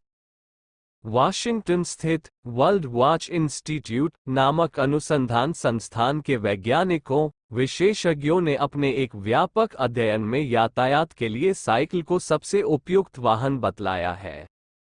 भारत एवं चीन जैसे विशाल आबादी वाले देशों की अधिकांश जनता अभी भी अन्य साधनों की अपेक्षा साइकिल पर निर्भर करती है। सुप्रसिद्ध महिला वैज्ञानिक मर्सिया लोव ने इसे 21वीं सदी का उपयुक्त वाहन बतलाया है और कहा है कि यह एक विडंबना ही है कि विकासशील देश जहां मोटर गाड़ी खरीदने से बचते हैं, वहीं निर्धन देश अपनी गाड़ी कमाई का अधिकांश भाग मोटर यातायात पर खर्च कर देते हैं। कितने ही व्यक्ति ऋण लेकर भी गाड़ी खरीदने से नहीं चूकते। उनका कहना है कि अब समय आ गया है जब मनुष्य को सोचना होगा कि मोटर उद्योग के लिए पेट्रोलियम ईंधन की संपदा सीमित है, उसके स्रोत सिकुड़ते जा रहे हैं। अतः महंगे वाहनों की अपेक्षा सस्ते एवं सर्वसुलभ हल्के वाहन साइकिल को ही क्यों न अपनाया जाए। भारत को उन्होंने साइकिल उद्योग में सबसे बड़ा निर्माता बताया है और कहा है कि वह साइकिल यातायात को बढ़ावा देकर सारे विश्व में इसके प्रचलन को प्रोत्साहन दे सकता है। इससे पर्यावरण में संव्याप्त विषाक्तता को और अधिक बढ़ने से रोका ही नहीं जा सकेगा। ईंधन पर से निर्भरता भी घटेगी और उस बचत की ऊर्जा को अन्य आवश्यक मदों पर खर्च किया जा सकेगा। विज्ञानवेत्ता मर्सिया लोव के अनुसार भारत की तरह ही इन दिनों चीन एवं जापान में भी साइकिल यात्रा का प्रचलन बढ़ा है। न्यूयॉर्क की जनता भी अब मोटर कारों की अपेक्षा साइकिलों से यात्रा करना अधिक पसंद करती है। वे आगे कहती हैं कि छोटी दूरी की यात्रा के लिए साइकिल सर्वोत्तम वाहन है, किंतु लंबी दूरी की यात्रा को प्रायः थकाने वाला एवं अधिक समय लगाने वाला माना जाता है। पर पश्चिम जर्मनी के कील स्थित तकनीकी विश्वविद्यालय के वैज्ञानिकों ने इस समस्या का भी समाधान खोज निकाला है। उनने एक ऐसी स्वचालित साइकिल विकसित की है जो कार्यक्षमता में स्कूटर या मोटरसाइकिल से किसी भी प्रकार कम नहीं है, परंतु उसमें पेट्रोलियम जैसे ईंधन प्रयोग नहीं होते। उनका संचालन सौर ऊर्जा से होता है, जो एक छोटे आकार की D0C0 मोटर में एकत्र करके चलने वाली यह साइकिल प्रति घंटे 45 किलोमीटर की गति से लगातार 3 घंटे तक चल सकती है। कुछ समय के लिए सूर्य ऊर्जा बटोरने के लिए छोड़ देने पर मोटर फिर सक्रिय हो जाती है। इस बीच इससे सामान्य साइकिल का काम लिया जा सकता है। वैज्ञानिकों का ये कहना है कि अगले दिनों इस तरह के वाहनों का प्रचलन से जाएगा, तब लोग मोटर वाहनों की अपेक्षा साइकिल सवारी को अधिक प्रमुखता देंगे। एक सर्वेक्षण के अनुसार विश्व भर में दुपहिया वाहनों में अब साइकिल को अधिक लोकप्रियता मिलती जा रही है। उसमें सुधार विकास के वैज्ञानिक प्रयत्न भी चल रहे हैं। साइकिल यात्रा को प्रोत्साहन देने के लिए लंदन की एक कंपनी ने तो अपने उन कर्मचारियों को वाहन भत्ता देने की योजना बनाई है, जो ईंधन से चलने वाले वाहनों का प्रयोग न करके साइकिल प्रयुक्त करते हैं। कंपनी मालिकों का कहना है कि इस हल्के वाहन को खरीदने और उसके रखरखाव में न तो भारी राशि ही खर्च करनी पड़ती है और न ही ईंधन पर निर्भर रहना पड़ता है। इसे चाहे जहां ले जाया जा सकता है और आवश्यकता पड़ने पर कंधे पर भी उठाया जा सकता है। दिन भर कुर्सियों पर बैठकर काम करने वालों का तो साइकिल यात्रा से अच्छा खासा व्यायाम भी हो जाता है। प्रदूषण की बढ़ती विभीषिका, तेल की कीमतों में निरंतर होती बढ़ोतरी और आगामी कुछ दशकों में तेल स्रोतों के सूख जाने की संभावना को देखते हुए अब आवागमन और यातायात की सुविधा के लिए ध्यान अनायास साइकिल की ओर खिंच जाता है। आज एकमात्र साइकिल ही ऐसा वाहन है जो उपरोक्त सभी समस्याओं से पूर्णतः मुक्त है। वह न तो प्रदूषण फैलाती है, न अधिक महंगी पड़ती है, साथ ही शहरों की चौड़ी सड़कों के अतिरिक्त गांवों की संकरी पगडंडियों में भी आसानी से चलाई जा सकती है। ऐसी दशा में यदि उसे आगामी सदी के महत्वपूर्ण और लोकप्रिय वाहन की संज्ञा दी जाए तो कोई अत्युक्ति नहीं होनी चाहिए। तेल चालित वाहनों के साथ सबसे बड़ी समस्या प्रदूषण की है। चाहे वो मोटरसाइकिल हो, तिपहिया वाहन अथवा कार, बस जैसी गाड़ियां सभी दो प्रकार के प्रदूषण फैलाने में विशेष भूमिका निभाती हैं। प्रथम तो इनमें ईंधन के रूप में प्रयुक्त होने वाला पेट्रोल, डीजल जब इंजन में जाता है तो कई प्रकार की विषाक्त गैसें वातावरण में छोड़ता है। फलतः हवा प्रदूषित होती है जिसका प्रतिकूल असर स्वास्थ्य पर पड़ता है और तरह तरह की बीमारियां पनपती हैं। आज विश्व का सबसे प्रदूषित शहर जापान का टोक्यो नगर माना जाता है, पर इन सब के लिए वहां का अधिकतम पेट्रोल, डीजल चालित वाहन ही जिम्मेदार है, ऐसा नहीं कहा जा सकता, किंतु इनकी भी महत्वपूर्ण भूमिका है। इसमें कोई दो मत नहीं है। दूसरे, ये शोर भी बहुत अधिक फैलाती है। कई बार तो बिना साइलेंसर की गाड़ियां चलाने से इतना तीव्र कोलाहल उत्पन्न होता है कि हृदय रोगियों पर विपरीत असर पड़ता है। इसी कारण विश्व के अनेक बड़े नगरों में शोर की एक निश्चित सीमा निर्धारित की गई है। उससे अधिक ऊंचा स्तर स्वास्थ्य के लिए हानिकारक माना गया है और अपराध की श्रेणी में गिना जाता है। साइकिल इन दोनों प्रकार के प्रदूषणों से मुक्त है, अतः स्वास्थ्य की दृष्टि से निरापद और अधिक लाभकारी मानी जाती है। वो व्यायाम की आवश्यकता की भी पूर्ति करती है, जो कि ईंधन चालित वाहनों से पूरी नहीं हो पाती है। कैलिफोर्निया यूनिवर्सिटी के शोधकर्ता डा. ग्रिफिथ के अनुसार लंबे समय तक बराबर ईंधन चालित गाड़ियों में सफर करने से यात्रियों को रीढ़ की हड्डी संबंधी अनेकानेक प्रकार की परेशानियां हो सकती है। डॉक्टर ग्रिफिन इस निष्कर्ष पर एक सर्वेक्षण के बाद पहुंचे। अपने अनुसंधान के दौरान उन्होंने पाया कि कार एवं अन्य प्रकार के स्वचालित वाहनों से लंबे काल तक यात्रा करने वाले लोगों में इसकी संभावना 70 से 80% तक होती है, जबकि 30 से 20% लोगों के ही इस दुष्परिणाम से बचे रहने की गुंजाइश होती है। इसका कारण बताते हुए वे कहते हैं कि ऐसे वाहनों में लंबे समय तक यात्रियों को झुककर बैठने और अंग अवयव के निष्क्रिय पड़े रहने से ही इस प्रकार की तकलीफ की शुरुआत होती है, जबकि दैनिक साइकिल का प्रयोग करने वाले लोगों में से न जितने लोगों में इस प्रकार की तकलीफें देखी गई। फिलहाल इस अध्ययन से यह ज्ञात तो हो ही गया है कि साइकिल न केवल स्वचालित वाहनों की हानियों से हमें बचाती है वरन आज के व्यस्त जीवन में व्यायाम की आवश्यकता भी भली भांति पूरी करती है। आर्थिक दृष्टि से भी यह उतनी महंगी नहीं कि एक औसत स्तर की नागरिक इसका क्रयभार वहन न कर सके। इसके अतिरिक्त इसके रख रखाव में भी आसानी रहती है। टूट फूट की मरम्मत भी थोड़े ही पैसों में संभव हो जाती है। यदि कोई इसकी जानकारी रखता हो तो वह स्वयं भी इस प्रकार की मरम्मत कर पैसे की बचत कर सकता है, जबकि पेट्रोल चालित गाड़ियों के साथ यह बात नहीं। प्रथम तो सामान्य आय के व्यक्ति के लिए वह शेख चिल्ली का सपना बनी रहती है। द्वितीय, उसके रख रखाव में प्रति वर्ष सैकड़ों रुपये लग जाते हैं। इसके अतिरिक्त ईंधन का खर्चा अलग। साइकिल का एक अन्य लाभ ये है कि आकार आयतन में छोटी होने के कारण उसे भीड़ भरे मार्ग में भी आसानी से चलाया जा सकता है, जो ईंधन मुक्त गाड़ी द्वारा संभव नहीं। साइकिल के इन सभी लाभों और पेट्रोल चालित गाड़ियों की हानियों को समझते हुए साइकिल को 21वीं सदी का लोकप्रिय वाहन बनाने की दिशा में चीन ने सराहनीय कदम उठाते हैं। वही प्रथम है जिसने उसे इतना प्रोत्साहित किया है। इसी के परिणामस्वरूप आज वहां गांवों में ही नहीं, शहरों में भी वह लोकप्रिय हो सकी है। गांव में तो वहां के आवागमन का ये प्रमुख साधन है ही, शहरी क्षेत्रों में भी अब कारों की तुलना में बच्चों को आगे पीछे बैठाने शहर की सड़कों पर घूमते देखा जा सकता है। वहां की सड़कों पर घूमते देखा जा सकता है। वहां की सड़कों को इस दृष्टि से इतना चौड़ा बनाया गया है कि साथ साथ 3-4 साइकिलें भी वाहनों के अतिरिक्त चल सके।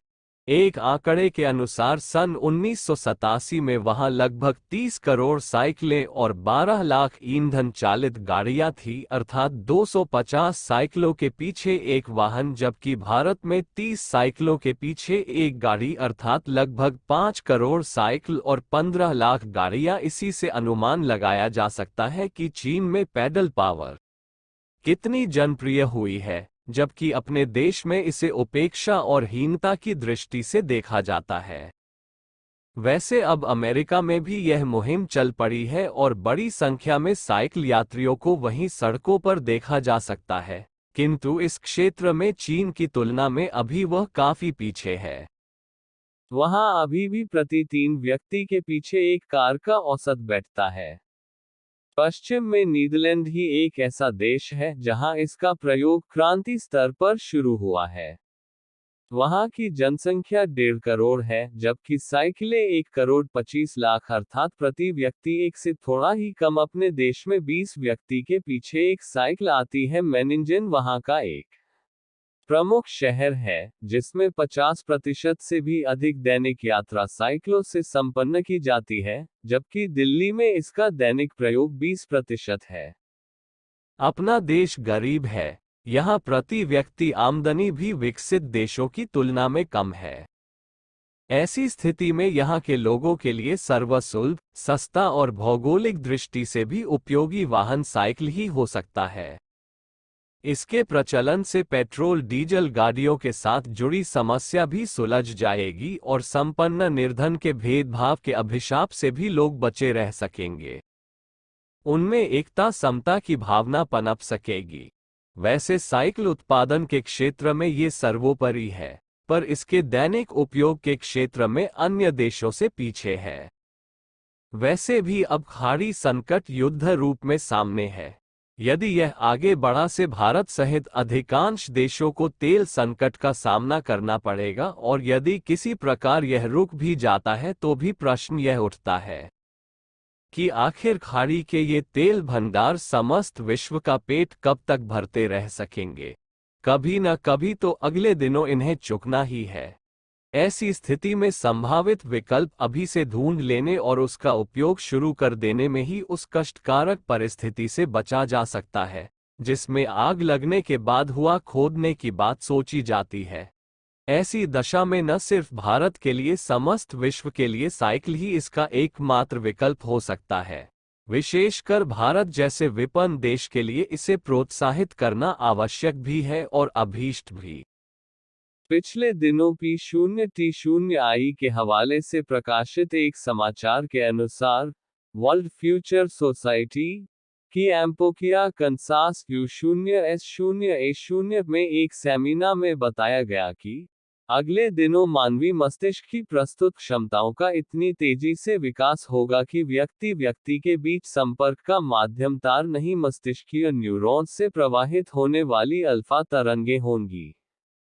क्रमशः तनाव उद्विग्नता के शमन हेतु अधिक से अधिक पाश्चात्य संस्कृति के लोग प्राच्य अध्यात्म की योग साधनाओं का आश्रय लेकर अपनी मस्तिष्कीय क्षमताओं को और प्रखर बनाएंगे ताकि ब्रेनवेव्स की परस्पर ट्यूनिंग हो सके। यह असंभव, कपोल कल्पना प्रतीत होने वाली कार्यशैली इस तेजी से जनसाधारण द्वारा क्रियारूप में परिणत की जाने लगेगी कि संप्रेषण माध्यम विकसित अतीन्द्रिय सामर्थ्य के रूप में बिना तारों के जंजाल, सैटेलाइट्स आदि के ऐसा भी होता है। इस पर सभी आश्चर्य करने लगेंगे। उपस्थित सभी भविष्य विज्ञानियों ने वक्ताओं के मंतव्यों का अनुमोदन भी किया। ऐसी होगी 21वीं सदी की दुनिया। मद्रास में जन्मे ब्रिटिश नागरिक रॉबर्ट वॉल्ड, जिनकी गिनती विश्व के जाने माने भविष्य विज्ञानियों में होती है, ने अपनी पत्नी के साथ एक पुस्तक लिखी है, टेम्स 1994। वे अपनी इस क्रांतिकारी पुस्तक में लिखते हैं कि आने वाले दिनों में संचार माध्यम एक व्यापक क्रांतिकारी मोड़ से गुजरेंगे।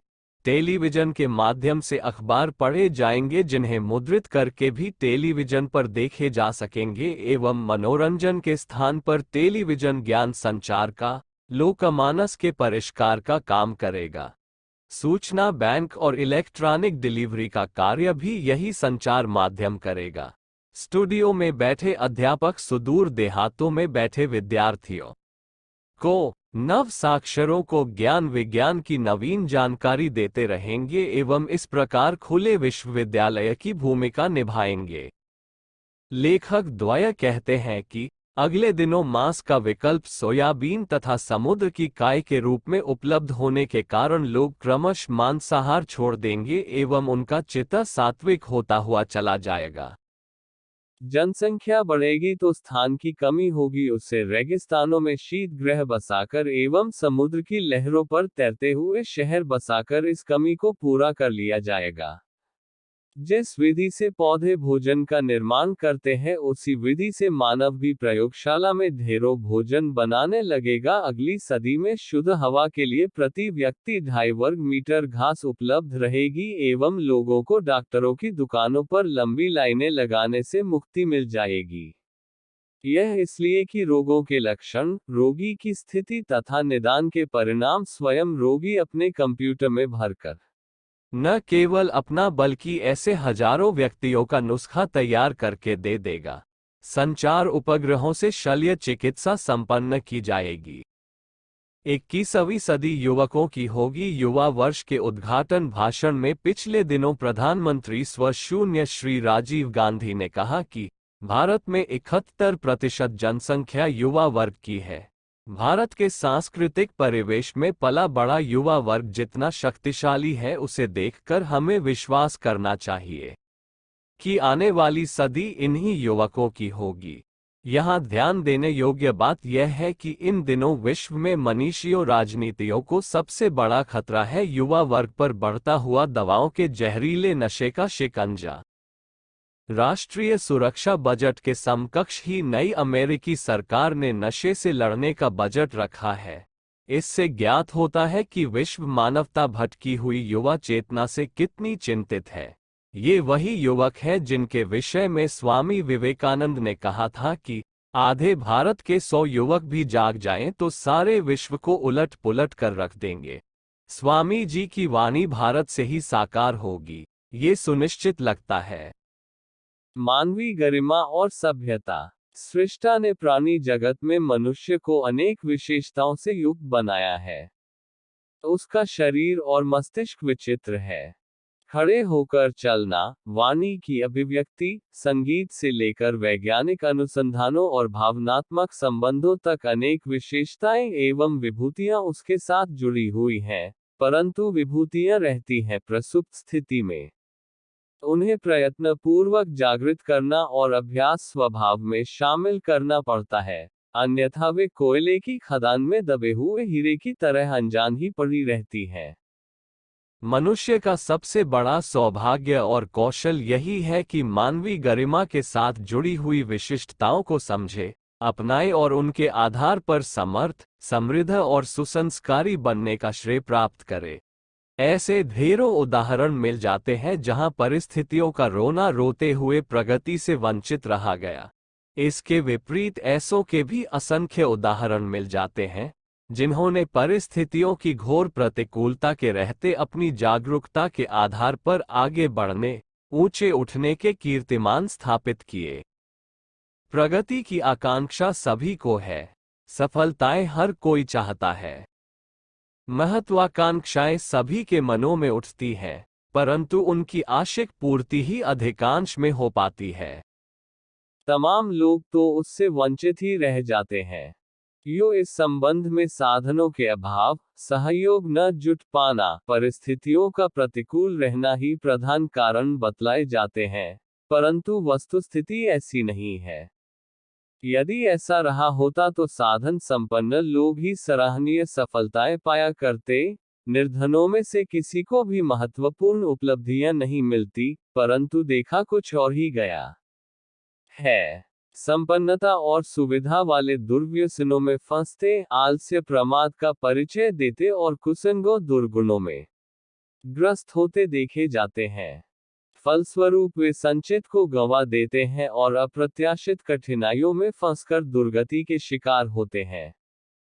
साधनों और परिस्थितियों की प्रत्यक्ष उपयोगिता तो किसी सीमा तक है भी, परंतु गहरी दृष्टि डालने पर वस्तुस्थिति दूसरी ही दिखती है।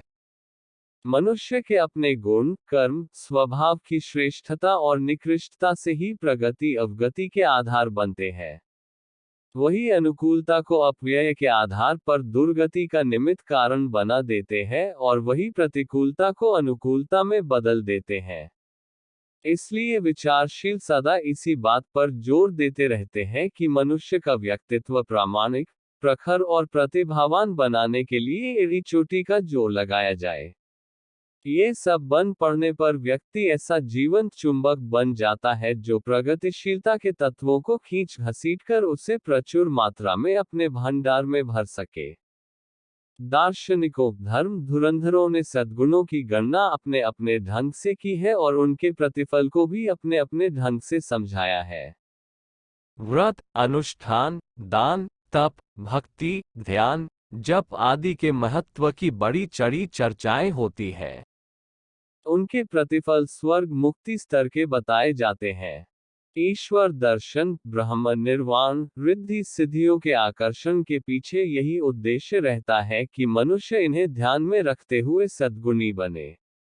सभी तत्वदर्शियों ने सद्गुणों की संपदा संचित करके ही आत्मिक प्रगति का शुभारंभ करने के लिए कहा है। योगाभ्यास में यम नियमों को प्राथमिकता दी गई है। वे और कुछ नहीं, शारीरिक एवं मानसिक सदाशयता के प्रकार है। धर्म के 10 लक्षण मनु द्वारा प्रतिपादित किए गए हैं। इन सभी में सद्गुणों पर ही जोर दिया गया है। इतना सब होते हुए भी एक प्रश्न बना ही रहता है कि उनका प्रारंभ किस क्रम से किस प्रकार किया जाए। इसके बिना बात बनती नहीं, क्रमबद्धता का तारतम्य बैठता नहीं।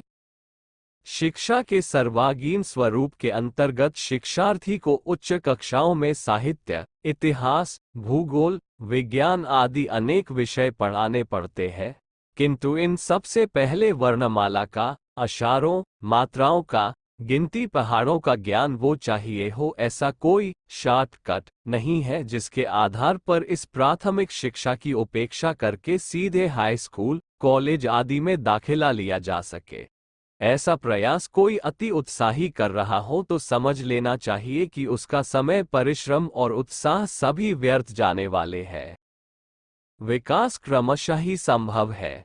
बीज अंकुर बनता है, पौधा पेड़ बनता है और फल फूलों से लद जाता है। ये सब परिणति बीज बोने की ही है। आध्यात्मिक और भौतिक उभय पक्षीय प्रगतियों का बीज तत्व है सभ्यता। ये बहिरंग है।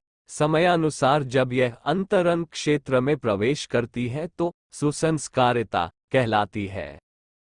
सिद्धांत रूप में तो ये भी कहा जाता है कि संस्कारिकता को हृदयंगम करने के उपरांत सभ्यता की रीति नीति भी व्यवहार में मिलने लगती है। परंतु प्रत्यक्ष अनुभव ये बतलाता है कि जन सामान्य में सुसंस्कारिता के प्रति उमंग पैदा करने के लिए सभ्यता के बहिरंग सूत्रों को ही माध्यम बनाना पड़ता है। अध्यात्म का एकमात्र उद्देश्य चेतना को उत्कृष्टता अपनाने के लिए प्रशिक्षित करना है, परंतु इसके लिए केवल कल्पना करने भर से काम नहीं चलता। जब जप, ध्यान, धारणा, व्रत, उपवास, आसन, प्राणायाम जैसे शरीरगत प्रयोग और अभ्यास भी करने पड़ते हैं। क्रिया के आधार पर मानस का प्रशिक्षण अधिक सरल, संभव और स्वाभाविक है। अंतरंग जीवन में दूरदर्शी विवेकशीलता, उचित अनुचित का निर्धारण, आदर्शों की पक्षधर भाव संवेदनाएं जा करनी पड़ती है। देवत्व इन्हीं के सहारे उभरता है।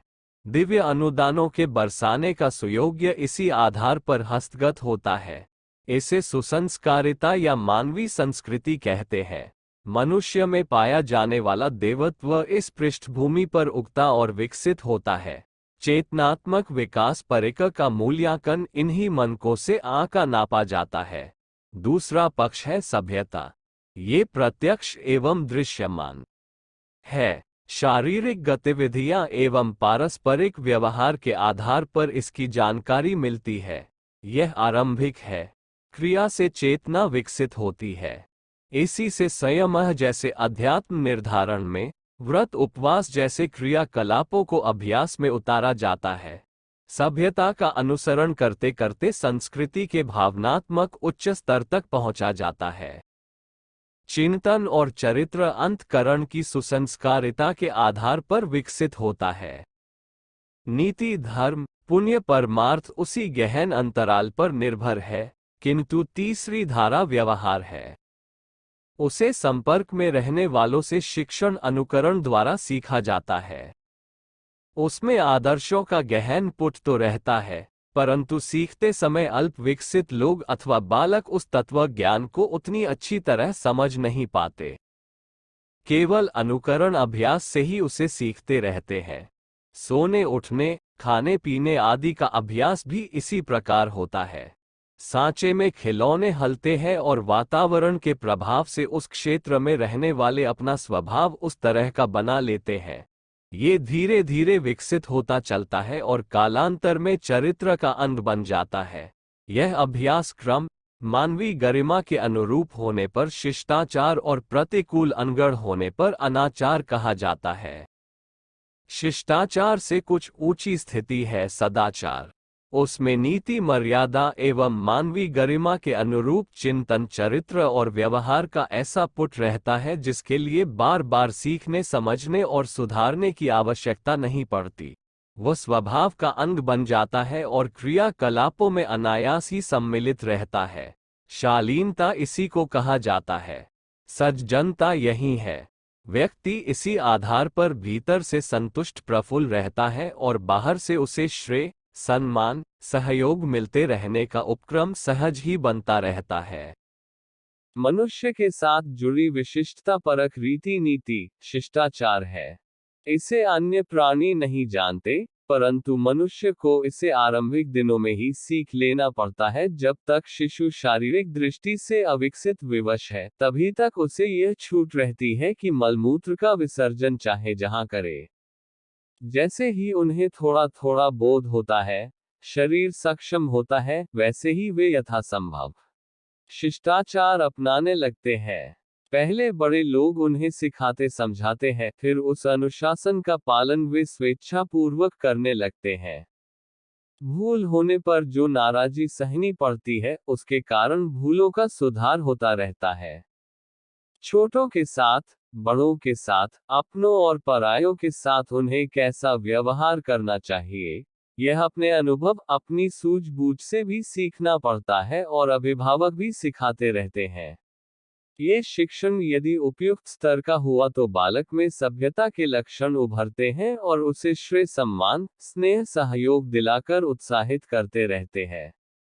ये प्रयास यदि सही दिशा में चलता रहे तो वयस्क होने पर वह सज्जनों की पंक्ति में गिना जाने लगता है। उसे समुचित आदर मिलने लगता है और उसकी सामर्थ्य के अनुरूप उत्तरदायित्व बेहिचक सौंपे जाते हैं। स्वयं को भी यह आत्मविश्वास होने लगता। उत्साह और साहस इसी आधार पर परिपक्व होते। व्यक्ति अपनी गरिमा का प्रामाणिक परिचय देते हुए मूर्धन्य स्तर तक पहुंचने योग्य बन जाता है। यदि इस प्रक्रिया में गड़बड़ी हुई तो व्यक्ति दीठ, उद्दंड, कदुभाषी, अशिष्ट स्तर का परिचय देने लगता है। अवांछनीयता, प्रमाद और असभ्यों जैसी हेय आदतों का पिटारा वन उसे साथियों की उपेक्षा और भर्त्सना ही नहीं, प्रताड़ना भी सहनी पड़ती है। अपना अनाचार उल्टकर अपने ही ऊपर आक्रमण करता है और उस दुर्गति से अपना मन खिन्न और उद्विग्न रहने लगता है। मन को बहलाने के लिए इस विसंगति का दोषारोपण दूसरों पर करने का प्रयास किया जाता है। यह अनगढ़ स्थिति ऐसी है जो किसी को भी गहरा सम्मान, सहयोग और विश्वास प्राप्त नहीं करने देती। व्यवहार को देखकर किसी के चरित्र का अनुमान लगाया जाता है। चरित्र का पर्यवेक्षण करने पर उसकी आस्थाओं, विचारणाओं, भावनाओं और आकांक्षाओं का परिचय मिलता है। यो उच्च स्तरीय विश्लेषण में चिंतन को प्रधान, चरित्रों को उसका परिपाक और व्यवहार को उसकी अभिव्यक्ति माना जाता है। यह अपने ढंग का विश्लेषण है, परंतु यह निश्चित है कि व्यवहार ही किसी की आरंभिक पहचान कराता है। चरित्र और चिंतन की जानकारी प्राप्त करने में तो बहुत देर लगती है और गहरी खोजबीन की आवश्यकता पड़ती है। व्यवहार पहली दृष्टि में ही सामने आ जाता है। दुकान में क्या सामान रखा है, इसकी जांच पड़ताल समय साध्य है, परंतु साइन बोर्ड देखकर रास्ता चलता व्यक्ति भी समझ जाता है कि यहाँ क्या रखा और बेचा जाता है। जिसके पास संपर्क साधने का पर्याप्त समय नहीं है, ऐसे अधिकांश लोग किसी व्यक्ति के बारे में लगे हुए अनुमान उसके व्यवहार की थोड़ी भी गतिविधियों को देखकर लगाते हैं। इस प्रथम मूल्यांकन के आधार पर अगले मूल्यांकन होते हैं। सम्मान, तिरस्कार, विश्वास, अविश्वास का मन इसी आधार पर बनता। कहना न होगा स्वाभाविक, सामान्य अभ्यास में शामिल व्यवहार किसी को बहुत त्रुटिपूर्ण नहीं लगते, तो बन अभ्यास में आ जाने के बाद उनकी समीक्षा करने की जरूरत भी समझ में नहीं आती। ऐसे में सुधार ही कैसे पड़े। इसी कमजोरी के कारण अधिकांश मनुष्य शिष्टाचार से अनभ्यस्त, अनगढ़, गए गुजरे और असभ्य स्तर के बने रहते हैं। उसमें किसी को तात्कालिक लाभ भले ही दिखे, पर यह निश्चित है कि अशिष्ट व्यक्ति दूसरों की अपेक्षा अपना अहित स्वयं ही अधिक कर लेता। अवरोध का निराकरण तो होना ही चाहिए। चुस्त और दुरुस्त रहना सभ्यता का श्री गणेश माना जाना चाहिए। शरीर से चुस्त और मन से दुरुस्त यह अभ्यास उसी प्रकार किए कराए जाने चाहिए जैसे कि आहार विहार, निद्रा, स्नान, मलमूत्र विसर्जन जैसे कार्यों के संबंध में किए जाते हैं। उसमें कमी या गड़बड़ी तभी आती है जब व्यक्ति जागरूकता की मौलिक विशेषता से अपने आप को वंचित किए रहता है। तंद्राग्रस्त व्यक्ति के सभी काम अटपटे होते हैं। गहरी नींद में सोया हुआ व्यक्ति अपनी जगह सही होता है। पूर्ण जागृत स्थिति में व्यक्ति मुस्तैदी के साथ अपने काम पूरे करते हुए अभीष्ट उपलब्धियां अर्जित करता है। मध्यवर्ती स्थिति बुरी होती है। उसमें अर्ध जागृत और अर्ध प्रसुप्त जैसी अवस्था में शरीर क्रिया और मन चेतना किसी प्रकार घसीटती भर रहती है। ऐसी स्थिति को प्रकारांतर से नशे की खुमारी में डूबे मनुष्य के समतुल्य समझा जा सकता है। खुमारी में व्यक्ति उस विचित्र स्थिति में होता है जिसे न तो जागृत कहा जा सकता है और न सोया हुआ। उस स्थिति में उसकी विचित्र हरकतें देखकर लोगों को आश्चर्य होता है कि उसे क्या कहा जाए, क्या माना जाए। आलसी और प्रमादी प्रायः इसी प्रकार की अपनी आदतें बना लेते। मदक पीने वाले किसी कोने में विचित्र सनकों में सनकते रहते हैं। ये संकीपन की बड़ी चढ़ी स्थिति है जो तुरंत अखरती और पकड़ में आती है, परंतु उससे हल्के स्तर का संकीपन और भी होता है। उसमें डूबा हुआ व्यक्ति सामान्य कर्तव्यों और उत्तरदायित्वों को भी भूल जाता है। इन्हें एक विचित्र प्रकार का नासमझ या सनकी कह सकते हैं, जो मानवोचित रीति नीति अपनाने में प्रमाद बरतते और असभ्य स्तर के बन जाते। शिक्षा प्राप्त करने के इच्छुकों के लिए वर्णमाला याद करना जितना आवश्यक है, उससे भी अधिक आवश्यक है सभ्यता का श्री गणेश। उस अनिवार्य आवश्यकता की उपेक्षा कर देने पर सभ्य जगत में प्रचलित किसी भी अभ्युदय उत्कर्ष का लाभ उठा सकना कठिन ही नहीं असंभव भी हो जाता है। अनाचार का रास्ता ही उसके लिए रह जाता है।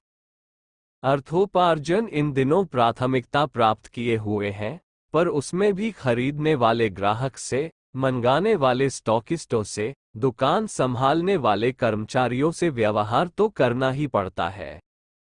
जो अनगढ़ स्वभाव अभ्यास में जुड़ा रहता है, वो सभी संपर्क में आने वालों को भड़काता है। उनके साथ मधुर संबंध रहने में अंगरता एक बड़ी कठिनाई बनकर राह में आ जाती है।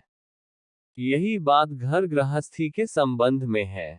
परिवार वालों के साथ उपेक्षा, कटुता या तिरस्कार भरा व्यवहार किया जाए तो वे यथासंभव बचते रहने का प्रयत्न करते हैं। विवाद खड़ा करने या कटुता से बचने के लिए उन्हें और कोई उपाय सूझता ही नहीं। वे हटे हटे, कटे कटे रहते हैं। फलत हंसने हंसाने, विचार विनिमय और सुव्यवस्था बनाने का अवसर ही हाथ से चला जाता है। दोनों पक्षों के बीच ऐसी खाई पड़ती और बढ़ती जाती है जिसके कारण एक घर में रहते हुए, एक चौके में खाते हुए भी सराय में ठहरने वालों की तरह सब कुछ पराया, हीन, अनचाहा ही दिखता रहता है। कारखानों, दफ्तरों में भी यही धर्रा चल रहा हो तो समझना चाहिए कि साधन, सहयोग के अभाव में उत्पादन घटेगा।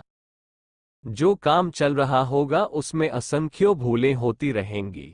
परस्पर साधन सम्मान की मनस्थिति न रहने पर उपेक्षा तो बढ़ती ही जाएगी, ईर्ष्या भी पनपती रहेगी और अवसर मिलने पर चोट किए बिना भी न रहेगी।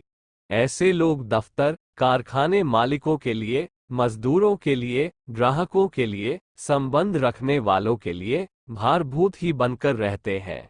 भीतरी असंतोष के कारण कोई किसी को संतोष दिलाने की स्थिति में नहीं रहता। मात्र सभ्यता के अभाव में लोग समस्याओं के तिल का ताड़ और राय का पहाड़ बना लेते हैं। विज्ञजन सदा से इस बात के लिए चिंतित और प्रयत्नशील रहे हैं कि जन जन को मनुष्यता की मर्यादा में प्रवेश करने का पाठ शिष्टाचार के रूप में पढ़ाया जाए। यदि यह बीजारोपण सही प्रकार संभव हुआ तो व्यक्ति निखरेगा। उसके अंदर विद्यमान अनेकानेक क्षमताओं, दक्षताओं को विकसित होने का अवसर मिलेगा। फलतः वह जो भी कार्य हाथ में लेगा उसे सही ढंग से करने और सफलता के ऊंचे स्तर तक जा पहुंचने का सुयोग क्रमशः मिलता चला जाएगा। यदि यह मौलिक कमी बनी रही तो स्थिति ऐसी ही बनी रहेगी जैसे अच्छा बीज न बोए जाने पर, खाद पानी आदि की व्यवस्था करते रहने पर भी निराशा के अतिरिक्त और कुछ हाथ ही नहीं लगता। किसी का व्यवसाय कुछ भी क्यों न हो, हर हालत में लोगों से संबंध रखना ही पड़ेगा। इसके लिए चुस्त दुरुस्त की आदतों का बना रहना आवश्यक है। अन्यथा लोग तिरस्कार करेंगे, मूर्ख बनाएंगे, घाटा देंगे और असहयोग जन्य अनेकानेक प्रत्यक्ष परोक्ष कठिनाइयों के निमित्त बनेंगे। दोषारोपण दूसरों पर भी किया जा सकता है, पर अपने को सर्वथा निर्दोष मानना और दूसरों को ही सारी गड़बड़ी का कारण मानना एक ऐसी बुरी आदत है, जिससे अवरोध का समाधान तो निकला ही नहीं, उल्टे उलझने और भी अधिक उलझ जाती है। मानवीय प्रतिभा में प्रवेश कराते ही उसके साथ जुड़े हुए आरंभिक कर्तव्यों और उत्तरदायित्वों को समझना और अपनाना अनिवार्य रूप से आवश्यक है। इसके बिना जीवन के किसी क्षेत्र में सफलता प्राप्त कर सकना तो दूर सभ्य समाज का सदस्य कहला सकना भी कठिन है। उस अभाव में उपेक्षा, भर्त्सना और अवनति के अतिरिक्त कुछ पल्ले नहीं पड़ता। इस तथ्य को जिम्मेदारी आरंभ होने से लेकर मरण काल तक स्मरण रखना चाहिए। अपने आप को तो इस स्तर का बनाना ही चाहिए। साथ ही जिन किन्हीं के साथ अपनी सघनता हो उसे भी उसी अनुपात में सहमत ही नहीं बल्कि बाधित भी करना चाहिए कि उसे अपने लोक व्यवहार में शिष्टाचार का गहरा पुट लगाए रहने की विद्या अपनानी चाहिए। प्राचीन काल में ये प्रकरण हर किसी को समझदारी का उदय होते ही सिखाना आरंभ कर दिया जाता था। इस सुसंस्कारिता को अभ्यास में उतारने के लिए एक धार्मिक प्रचलन था। संस्कार और पर्व, हर व्यक्ति की आयु वृद्धि के साथ साथ संस्कार आयोजन होते थे। उसमें साझेदारी उन सब की होती थी जो उस आयोजन में उपस्थित होते थे। संस्कार, प्रवचन, धार्मिक कर्मकांडों के माध्यम से उन सबको शिक्षण दिया जाता था ताकि वे अपने को उस स्तर का ढालें जिसका अनुसरण करते हुए बालक या पालक भी उसी राह पर चल सके। इस प्रक्रिया को सभ्यता का श्री गणेश भी कहा जाता था। इसी का एक दूसरा पक्ष था पर्व त्योहारों का आयोजन। उन विशेष अवसरों पर विचारशील नर नारी भावना पूर्वक एकत्रित होते थे और उसके साथ जुड़ी हुई प्राचीन परंपरा एवं अर्वाचीन विधि व्यवस्था को सामयिक संदर्भ में समझाया जाता था। इसे दुर्भाग्य ही कहना चाहिए कि संस्कृति के यह आधार स्तंभ एक प्रकार से लड़खड़ा से गए। निहित स्वार्थों पर उनका कब्जा हो गया। नियम कर्म कांडों के विधि विधान इतने जटिल और खरीले हो गए कि उनका कब्जा हो गया। नियम धर्म कांडों के विधि विधान इतने जटिल और खर्चीले हो गए, उनका भार सह सकना सर्वसाधारण के लिए संभव ही न रहा। रूढ़िवादी चिन्ह पूजा तो अभी जहां तहां दृष्टिगोचर होती है, पर उनके लिए उत्साह होने के स्थान पर उपेक्षा ने जड़ जमा ली है। इससे सबसे बड़ी खराबी वह हुई कि व्यवहारिक सभ्यता के प्रशिक्षण का वातावरण ही एक प्रकार से समाप्त हो गया। फलतः हम सब पढ़े अनपढ़े, धनी निर्धन, व्यक्तित्व की दृष्टि से जिस स्थिति में जा पहुंचते हैं, उससे निराशा भी होती है और लज्जा भी आती है। समस्या एक देशीय नहीं सार्वभौमिक है, उसे सर्वजनीन भी कह सकते हैं। संसार के मूर्धन्य विचारकों और समाज सेवियों ने इस पर गंभीरतापूर्वक विचार किया है। ऐसा उपाय ढूंढने का प्रयत्न किया है कि जन समुदाय को उस सभ्यता के साथ जोड़ा जाए जो नागरिक एवं सामाजिक कर्तव्यों के बीच सघनता स्थापित करती है। इस अभाव की पूर्ति के बिना वर्तमान आस्था संकट और चरित्र विग्रह हट नहीं सकेगा। प्रगति के स्थान पर पराभव, गौरव के स्थान पर पतन समाज के लिए दुखदायी वातावरण ही बनाता रहेगा, जो हर दृष्टि से हर किसी के लिए कष्टकारक ही सिद्ध होगा। इस संदर्भ में एक युग मनीषी वैडन परवेल ने स्काउटिंग नाम के आंदोलन को जन्म दिया। उसका प्रधान उद्देश्य छात्रों में नागरिक सुसंस्कारिता एवं समाज के प्रति कर्तव्यों के परिपालन की भावना और क्षमता बढ़ाना रखा गया। उपयोगिता को देखते हुए संसार के अनेक देशों में उसका प्रचार प्रसार हुआ। शिक्षा विभागों ने उसे अपने पाठ्यक्रम में सम्मिलित किया। स्वतंत्र रूप से भी उसकी प्रशिक्षण प्रक्रिया चलती रही। भारत में स्काउटिंग आंदोलन की शाखा का बीजारोपण अभिवर्धन करने में श्रीराम वाजपेयी ने पूरी लगन के साथ कार्य किया। उसमें भारतीयता के तत्व सम्मिलित किए और उसके प्रयोग अभ्यास का सिलसिला व्यापक रूप से चलाया। इस आंदोलन के समानांतर समय समय पर स्थान स्थान पर अन्य कई आंदोलनों का जन्म एवं विकास हुआ। इनमें राष्ट्रीय कैडेट कोर NCC, राष्ट्रीय समाज सेवक, rotary club, lions club, Bharat सेवक समाज, रेड क्रॉस, राष्ट्रीय स्वयंसेवक संघ, शिवसेना, आर्यवीर दल, महावीर दल आदि संगठनों की स्थापना हुई और उनका अपने अपने अनुभव क्षेत्र में विस्तार भी होता रहा। राष्ट्रीय कांग्रेस, लोकदल, जनता पार्टी, दलित संगठन जैसे राजनीतिक संस्थानों ने भी इसी स्तर की अपनी स्वयंसेवी शाखाओं का निर्माण किया है, पर वे मतभेदों और निहित स्वार्थी के कारण अपने अपने सीमित प्रयोजनों को आगे रखे रहे। यदि मूल उद्देश्य भुलाया न जाता तो जन जन में सभ्यता के आरंभिक चरण को परिपुष्ट करते रहने तक की बात को ही प्रमुख माना गया होता। यदि ऐसा बन पड़ता तो राजनैतिक था सामाजिक धाराओं में से किसी को चुन लेने पर भी कोई हानि न होती, पर अपरिपक्व स्तर के नागरिक मानवीय गरिमा को गौण और पार्टी स्वार्थों को प्रधानता देने लगते हैं। फलत दोनों में से एक भी उद्देश्य पूरी तरह पूरा नहीं हो पाता। वर्तमान स्थिति में अनेकों स्काउटिंग स्तर के संगठन बने दिखाई देते हैं, पर उन सब का सम्मिलित प्रयास भी इतना नहीं कर पाता कि अपने प्रभाव क्षेत्र के लोगों को नीति, निष्ठा, जागरूकता, कर्तव्य परायणता, नागरिकता एवं सामाजिकता के सर्वमान्य नियमों को समझने एवं स्वीकार करने में समर्थ हो सके। गिनती गिनने में भूल हो जाने पर उसका एक ही समाधान है कि नए सिरे से गिनना आरंभ कर दिया जाए। हमें एक सार्वभौम प्रयास आरंभ करना चाहिए, जो मात्र मानवीय संस्कृति को प्रखर, प्राणवान बनाने के लिए काम करे। सभ्यता का श्री गणेश करने की विधा को जन साधारण के लिए अनिवार्य घोषित करें। छात्रों को प्राथमिकता देना उचित है। पर इस छोटे वर्ग तक किसी सार्वभौमिक आंदोलन को सीमित कर देने से काम नहीं चल सकता। अपने देश की तो विशेषतया परिस्थितियां भिन्न है। यहाँ मात्र 30% जनसंख्या शिक्षित है। उनमें यदि देखा जाए कि जो इन दिनों स्कूल में पढ़ते रहे हैं, तो इन्हें 10-5% ही पाया जाएगा। केवल उन्हीं को स्काउटिंग सिखा देने से व्यक्ति में सुसंस्कारिता संवर्धन का प्रयोजन पूरा नहीं हो सकता। करोड़ों की संख्या में ऐसे नर नारी हैं जो बिना पढ़े हैं। वे फिर से पढ़ना आरंभ करेंगे और प्रशिक्षण के साथ स्काउटिंग जैसे विशेष प्रशिक्षण को सम्मिलित रखेंगे। इसकी आशा कम ही बाधती है।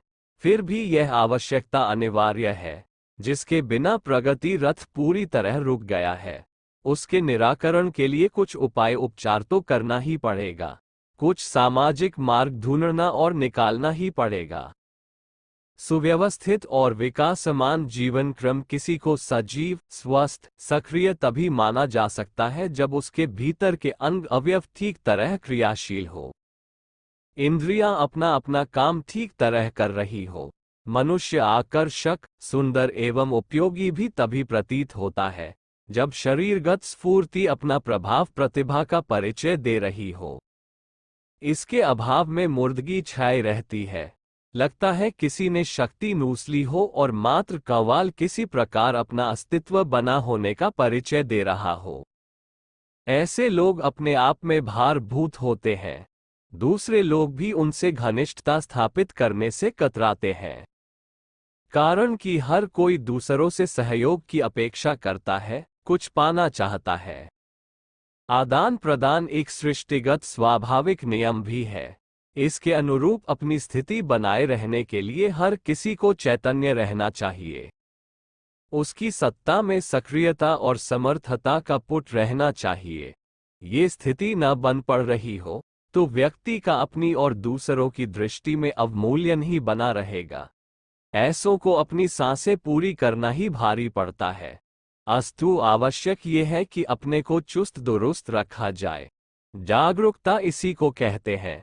इसी चमक के आधार पर स्तर ऐसा बन पड़ता है कि सही स्थिति में रहा जा सके, ऊंचा उठने और आगे बढ़ने का अवसर मिल सके, दूसरे भी उपयोगी समझे और सहयोग समर्थन देने में उत्साह प्रकट करें। व्यक्तित्व को जीवंत स्तर का बनाए रखने के लिए 5 गुणों की अपने स्वभाव में, अभ्यास में गहरी जड़ें जमाए रहना चाहिए। इन्हीं वो सफलता के पंचशील कहते हैं। ये है 1. श्रमशीलता, 2.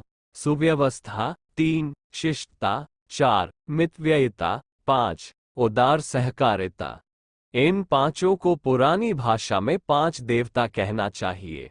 ये 5 रंग भी है और 50 भी व्यक्तित्व के 5 अंग इन्हें कहा जा सकता है। इनमें से प्रत्येक के संबंध में अधिक गहराई के साथ अधिक अच्छी तरह स्वरूप एवं प्रतिफल समझने का प्रयत्न करना चाहिए। 1. श्रमशीलता, समय का श्रम के साथ ऐसा तालमेल बिठाया जाना चाहिए जिसमें मनोयोग भी सम्मिलित हो। समय को प्रमाद में गंवाते रहने वाले अपने बहुमूल्य क्षण का बहुत ही स्वल्प लाभ उठा पाते हैं। किसी काम को बेगाड़ भुगतने की तरह उपेक्षा पूर्वक आधे अधूरे मन से किया जाए तो वह बहुत देर में थोड़ा सा ही बन पड़ता है। दिलचस्पी न रहने, रस न आने की स्थिति में थकान भी जल्दी आती है और जी उचटता रहता है। इस प्रकार मन मारकर किए गए काम अनेक त्रुटियों से भरे हुए होते हैं, क्योंकि उनमें श्रम समय भर लगा, मनोयोग का अभाव रहा। कोई काम सर्वथा सुंदर तब तक नहीं हो सकता जब तक उसे अपनी प्रतिष्ठा का प्रश्न बनाकर न किया जाए। श्रमशीलता का मोटा अर्थ मेहनत करना भले ही हो, पर उसका वास्तविक तात्पर्य है समय पर सही रीति से समग्र तत्परता और तन्मयता के साथ उसे किया जाना। यह आधार मिल जाने पर काम इस स्तर का बन पड़ता है जो दूसरों की आंखों में भा जाए। निष्क्रियता का नाम है मूर्छना अथवा मृत्यु। सक्रियता ही जीवन का चिन्ह है। संपन्नता और सक्रियता का उद्गम उसी को माना जाना चाहिए। शारीरिक आलस्य और मानसिक प्रमाद को लोग सौभाग्य, सुविधा, पुण्य फल दैवी अनुग्रह आदि मानते हैं और जिन्हें बैठे ठाले समय पूरा करने का अवसर मिलता है उन्हें भाग्यवान कहते हैं, जबकि बात उससे ठीक उल्टी है। पड़े पड़े चाकू में भी जंग लग जाता है। जिन घरों की निरंतर सफाई मरम्मत नहीं होती है उन पर सीलन सड़न का प्रकोप होता है और अपेक्षाकृत कम समय में ही अपना अंत कर लेते हैं। शरीर और मस्तिष्क के संबंध में भी यही बात है। यदि दोनों को उत्साह और मनोयोग पूर्वक कार्यरत रहने का अवसर न मिले तो दक्षता का अंत हुआ ही समझना चाहिए। उत्पादन तो फिर बन ही कैसे पड़ेगा। इसलिए हर किसी को अपने समय की बहुमूल्यता अनुभव करनी चाहिए और उसे श्रमशीलता के साथ जोड़कर समुचित उपलब्धि हस्तगत करनी चाहिए। हाथ में लिए काम को यदि अपनी क्षमता की परीक्षा का अवसर मानकर चला जाए तो निश्चय ही वो अच्छे किस्म का होगा। सर्वत्र उसका समुचित मूल्यांकन होगा। मन उचटने का प्रश्न भी न रहेगा। जिस कार्य में रस आता हो वो अच्छा खासा मनोरंजन बन जाता है। उसमें थकान आना तो दूर उल्टे अधिक उत्साह बढ़ता है। अभ्यास से स्वभाव ऐसा बन जाता है कि श्रम किए बिना चैन ही नहीं पड़ता। ऐसे ही लोग सामान्य आयु प्राप्त करने पर भी इतने महत्वपूर्ण कार्य कर लेते हैं जिस पर दूसरे आश्चर्यचकित हो और समझे कि यह प्रगति किसी देवता के अनुग्रह से हुई है। आदत अपने में तो इस प्रकार की डालनी ही चाहिए। अपने साथ जुड़े हुए या प्रभावित लोगों को भी ऐसा ही अभ्यास कराना चाहिए ताकि वे ईश्वर प्रदत्त समय संपदा को बहुमूल्य समझकर उसका समुचित सदुपयोग कर सके। 2. सुव्यवस्था दूसरी विशिष्टता है। सुव्यवस्था इसी को सौंदर्य, शोभा व सज धज कहते हैं। हर वस्तु अपने सही स्थिति पर सही रूप में रखी होने पर ही शोभा पाती है, दीर्घकाल तक जीवित रहती है और अपनी कार्य क्षमता बनाए रहती है। यदि उसे अस्त व्यस्त पटक दिया जाए, जहां तहां डाल दिया जाए, उसे नियत स्थान पर साफ सुथरी स्थिति में करने के साथ न रखा जाए तो वह कूड़े करकट मात्र लगेगी। खोजने पर अस्त व्यस्त हो जाने का डर रहेगा। उपकरणों, मशीनों के बारे में ये बात विशेष रूप से लागू होती है। जो उनसे काम लेना भर जानते हैं, बाद में उनकी सफाई सुव्यवस्था आदि का ध्यान नहीं रखते। उनके यंत्र उपकरण दूसरों की तुलना में आधे समय तक ही ठीक ठाक काम कर पाते हैं और फिर जल्दी ही कबाड़ के ढेर में जा विराजते हैं। यही बात कपड़ों, बर्तनों, पुस्तकों, उपकरणों के संबंध में भी है। इनमें से कोई भी उपेक्षा बर्दाश्त नहीं करता, रूठ कर कोप भवन में जा बैठता है। घर परिवार के सदस्यों, सहयोगी कार्यकर्ताओं के संबंध में भी यही बात है। उपयुक्त वस्तुओं का या व्यक्तियों का मिलना कठिन माना जाता है, पर वास्तविकता यह है कि किसी अनगढ़ को भी प्रवीण बनाया जा सकता है। चतुर माली सामान्य पेड़ पौधों को सही ढंग से खाद पानी देकर काट छांट कर इतना सुंदर बना देता है कि उस बगीचे की प्रशंसा